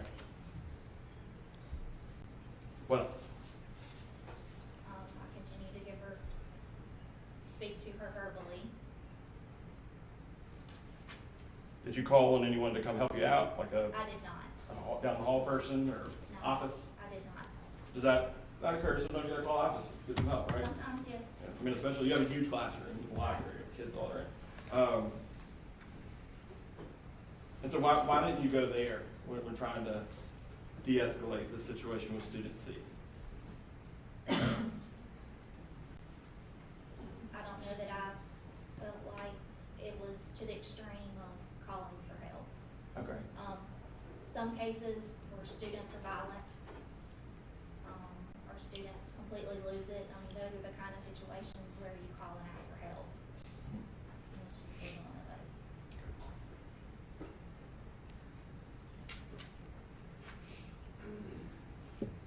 If you could say anything to student C right now, what would you say to her? I'm sorry that I made you feel that way. That wasn't my intent. I hope that we can move past it. I did not mean you any harm. All right, thank you. No question. Redirect, Ms. Carini? Erin, when you made that second statement and exhibit to the second written statement, were you aware that the mom was trying to press charges against you? Yes. And so you made that statement anyway? Yes. Have you ever denied having the child at all? No. Have you ever denied touching the child? Not after I saw the video, after I remembered the situation. And have you ever denied that you shouldn't have touched the student in that manner? No. And do you believe that you are unfit to be a teacher? That's all the questions that I have. Madam Vice Chair, just one more question. Okay. Miss, I couldn't hear this one earlier. So you said that when you wrote, was it the handwritten statement, that you forgot, you hadn't seen the video yet, Right. but you knew there was a video, or you didn't? I I'm knew gonna that. object, this is beyond the scope of redirect.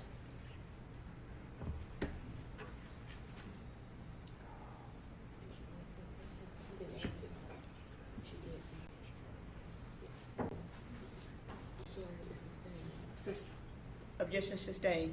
She did not, press that on redirect, so you can't do it on recross.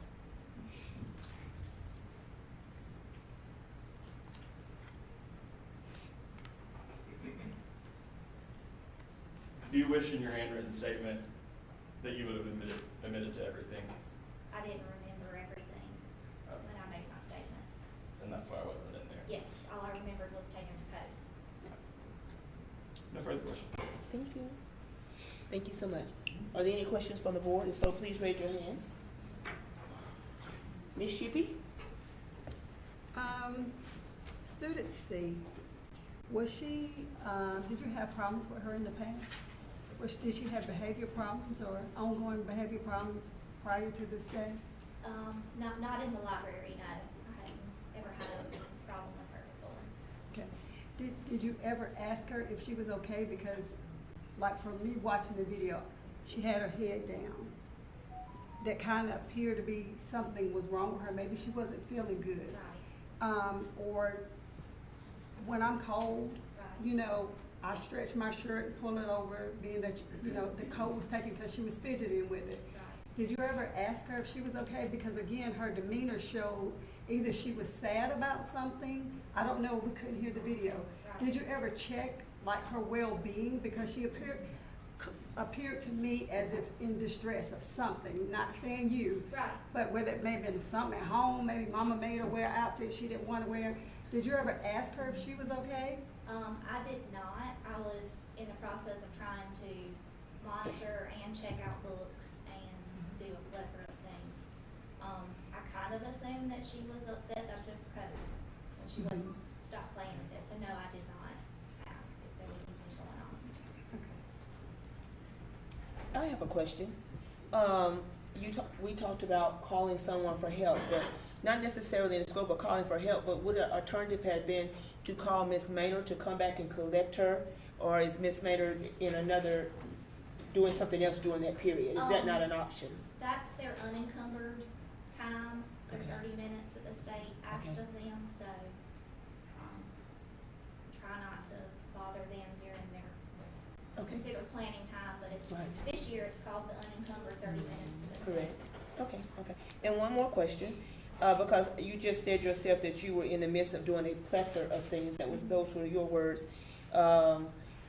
I noticed that it was a little disarray going on there, and she was not the only one not paying attention to the video at one point. I saw two students who had just fell back, laying down on the floor, who also were not paying attention. You had some wandering around. Could that have led to any type of frustration for you? Possibly. There were other kids checking out books. So I don't always show a video, a read aloud during checkout time. There are occasions, well, and I had for several months that sent everybody back to their tables to read from the book baskets, but I kind of felt like they were getting tired of doing that, so I was just trying to switch it up some. They're first graders, they fidget. Right. So, Okay. Thank you so very much for your answer. Ms. Shackleton? Ms. Hogan, I'm just curious. We've heard the incident described a couple of different ways, right? So, and I'm just asking because I don't know, it's hard. But would you be okay if a teacher reprimanded your child that way? I think I would want to know what my child was doing to bring about that action. I was always brought up that you were guilty till you were proven innocent. So if I went home and told my parents that the teacher hit me, my parents would be like, well, what were you doing? Not that that says that you deserve it, but they would want to know what I was doing to bring that about, I guess, is where my background comes from. Okay. Any other questions?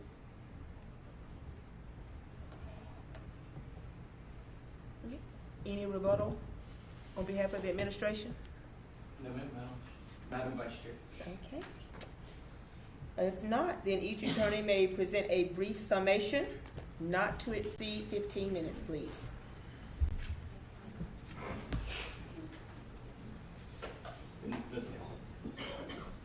I'm sorry, yes, Ms. Hogue can be dismissed.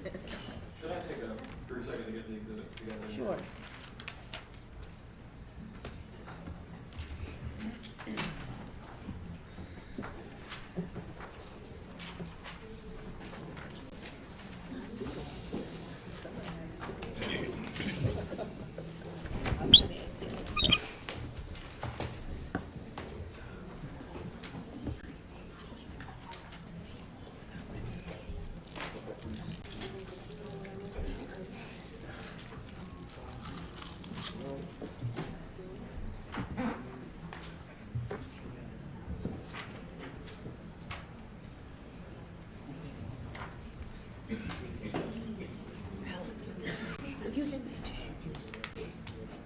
Thank you so much.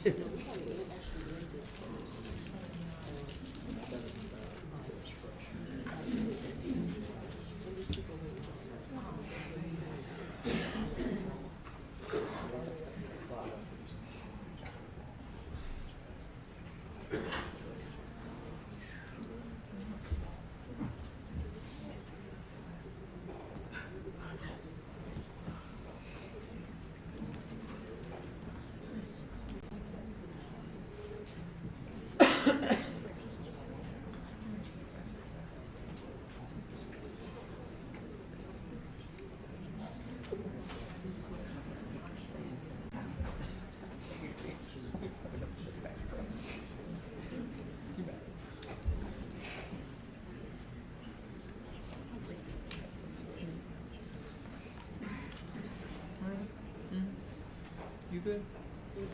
You good? Right back. You ready to go? Yes, we're ready. Yeah.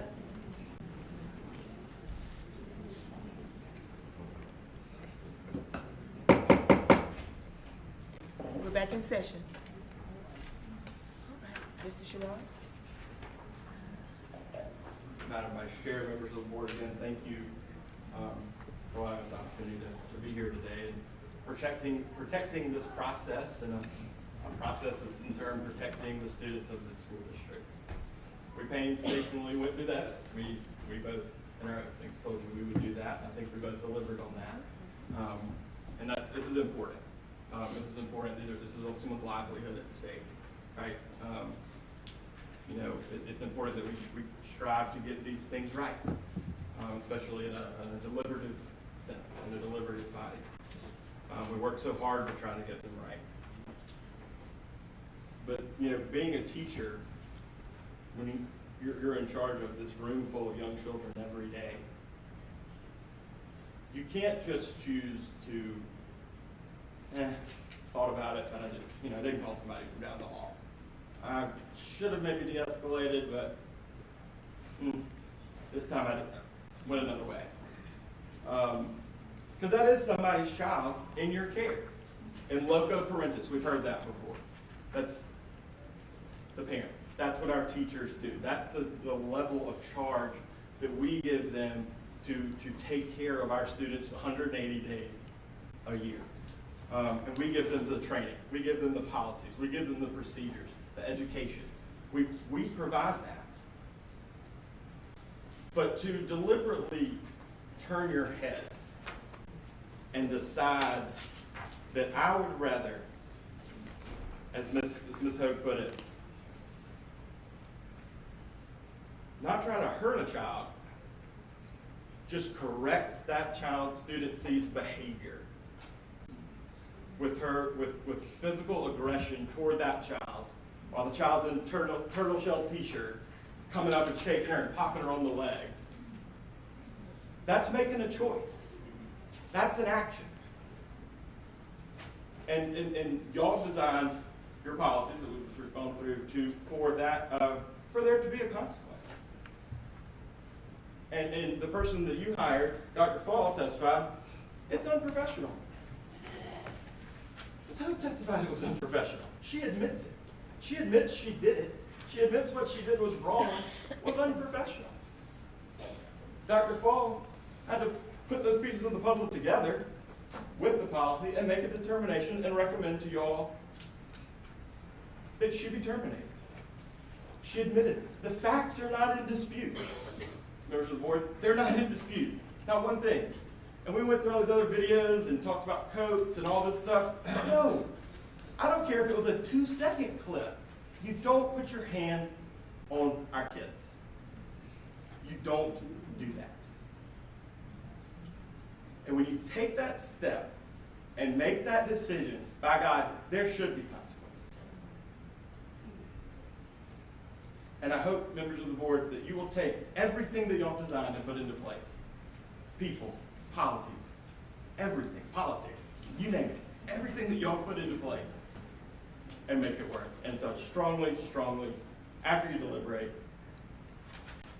respectfully request that the board affirm Dr. Fall's recommendation and that Ms. Hogue is terminated as unfit for unprofessionalism as cited in all the evidence. Thank you. Ms. Cavini? Members of the board, members of the community, I have appreciated everyone's time being here and listening closely to all the evidence that's been presented. A lot of what you heard today, it is about actions. It's about consequences. And much like my opposing counsel just stated, that's what we're here about. So let's talk about some of these actions. Ms. Hogue came before you and admitted that what she did was inappropriate. She told you that it was unprofessional. She told you that she should have handled it differently. That is taking accountability for your actions. At no point has she ever said that she did not do that. And instead of pretending like she didn't do that, she came before you and told you that and addressed it. And I think that that's the one thing you want your teachers to do. You want them to take accountability. So the question really is not what did she do? She's told you what she did. She admitted it, and she's sitting here ready to take the consequences. In Exhibit 2, she says at the bottom of paragraph 2, I realize there must be a consequence to my action, but I am assuring you I have learned from it. She's not asking not to be punished. What she's asking is that she not be terminated. She's asking that 18 years of doing the right thing is not thrown out the window for one moment of making a bad decision that she has told you that she made. She told you how she could have done better. I don't know what the right answer is as far as what do we do in lieu of termination. That is up to y'all. We are simply here to present the evidence and fight for Ms. Hogue's job, a job that she's worked very hard for, a job that she loves very much. She has many, many supporters that are in this room and that have provided statements in this packet as to her character. But again, I implore you to please consider those 18 years that she has dedicated to the students of Cherokee County, to Blacksburg Primary School. She has shown you that she is willing to learn from this situation, that she wants to learn, that she has already learned that what she did was not appropriate. And so that we ask that you just take that into consideration as you go back and you deliberate and you go through the facts as you've heard them. We went through the before video and the after video of this incident. At no point were we trying to justify what happened. We were trying to provide context for what was going on in the room at that time. We were trying to provide context for the statement that she provided originally and where that came from. She didn't make that up out of thin air. That came from the experience that she had with students in the classroom that day. Like I said when I did my opening, there are many supporters, current employees, former employees of the district, family members, just members of the community.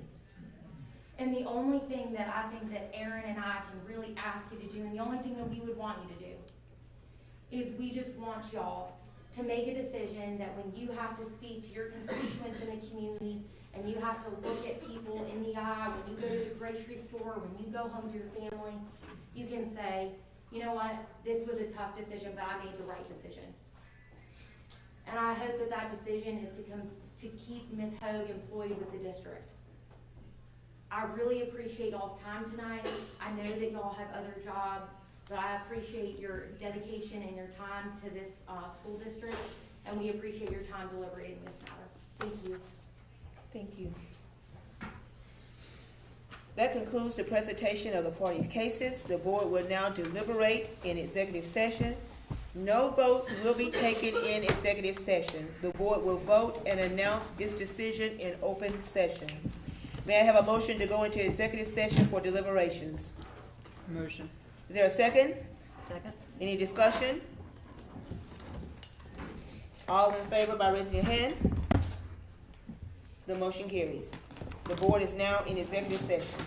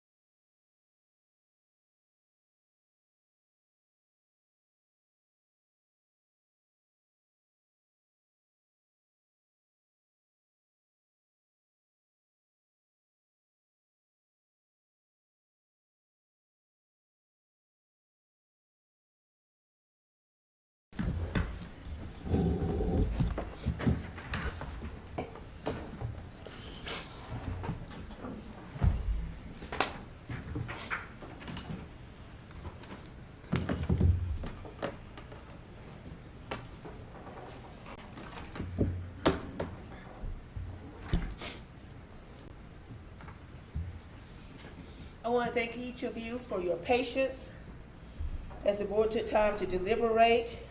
We are now returning to open session. Can I get a motion? I make a motion, we return from executive session. Second. Second. Any discussion? All in favor signify by raising hand. That motion carries. We are now back in open session. No votes were taken in executive session. Is there a motion from the board in the matter at hand? Vice Chair, I move to overturn the administration's recommendation of dismissal of Ms. Erin Hogue on the grounds that the evidence presented to the board does not show good and just cause for dismissal, and to authorize the Vice Chair of the board, in consultation with the legal counsel, to issue a written decision in this matter within 30 days after this hearing. Is there a second? Second. Any discussion?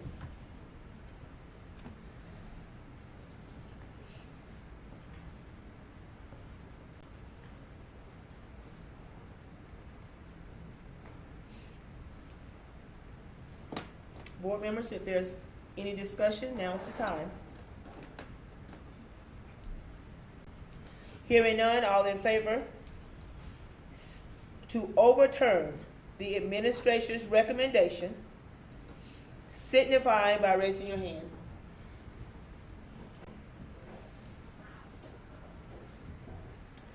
Any opposed?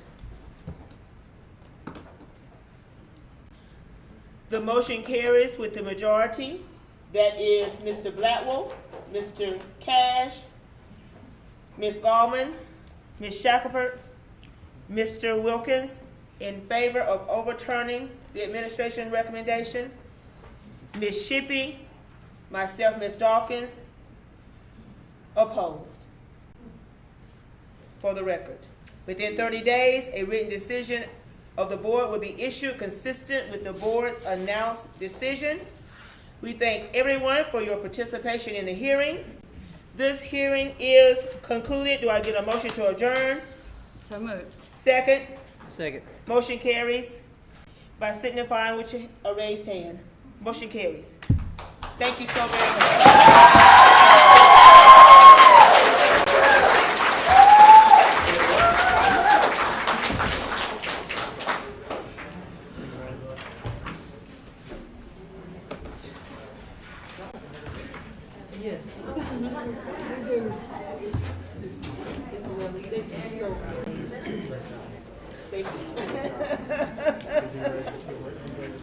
Oh, goodness, no.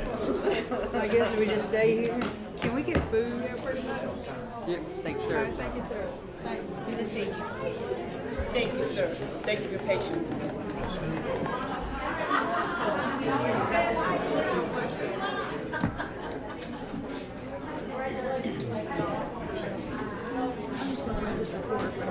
All right. You're welcome.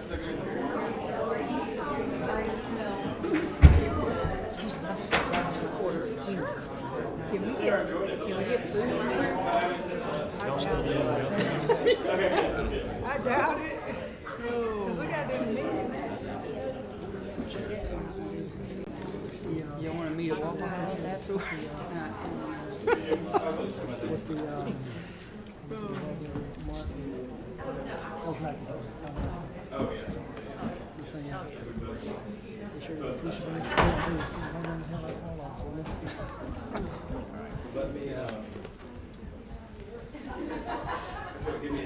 Now, how far you have to drive home? Okay, then would you be sent? The written set?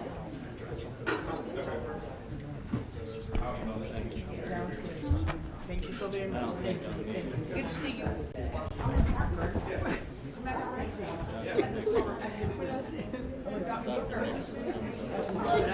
Yeah, I saw this.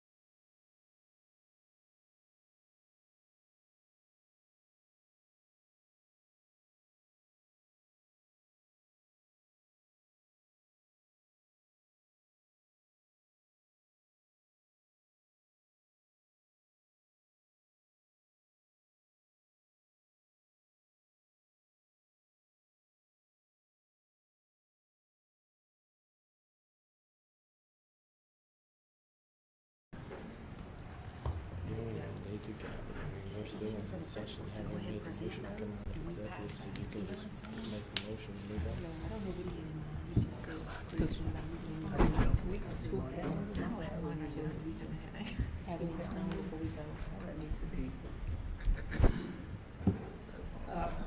I know that we've been in, yeah, I don't need it yet. Board has been in executive session, and been hearing since 4 o'clock today. As a board chair, normally you do not make a motion, but I'm going to bring a motion to the board at this point to move the rest of the meeting for the board, the regular call schedule, potentially to the 29th or another scheduled date. Just out of respect of everyone's time who's been here for quite a while. I mean, it's almost 11 o'clock. So I'm making that motion and is to move the board meeting, the rest of it, at this point to a scheduled time, potentially, as I said, to the 29th, which is next Monday. With that motion there, do I have a second for that? Second. I have a second. Do we have any discussion? I know there are some items on the agenda that really need to be addressed, so we don't want to push it too far out. With the schools, there were at least 6 schools that we're going to be speaking tonight, and also with regards to the finance as far as the results of the audit, but it is a very late hour. A lot of you have been deliberating, and so Is there a deadline for them to turn in these reports that have to be approved by us? We already passed it. We've already passed the deadline? We already got special permission when we moved the last board meeting, Okay, so we just have to call them and. okay, extend it again. Mhm. I sure hate it for you principals who have waited around and not get to present tonight. I'm sorry. no further discussion, do I have a show of hands for a vote for that?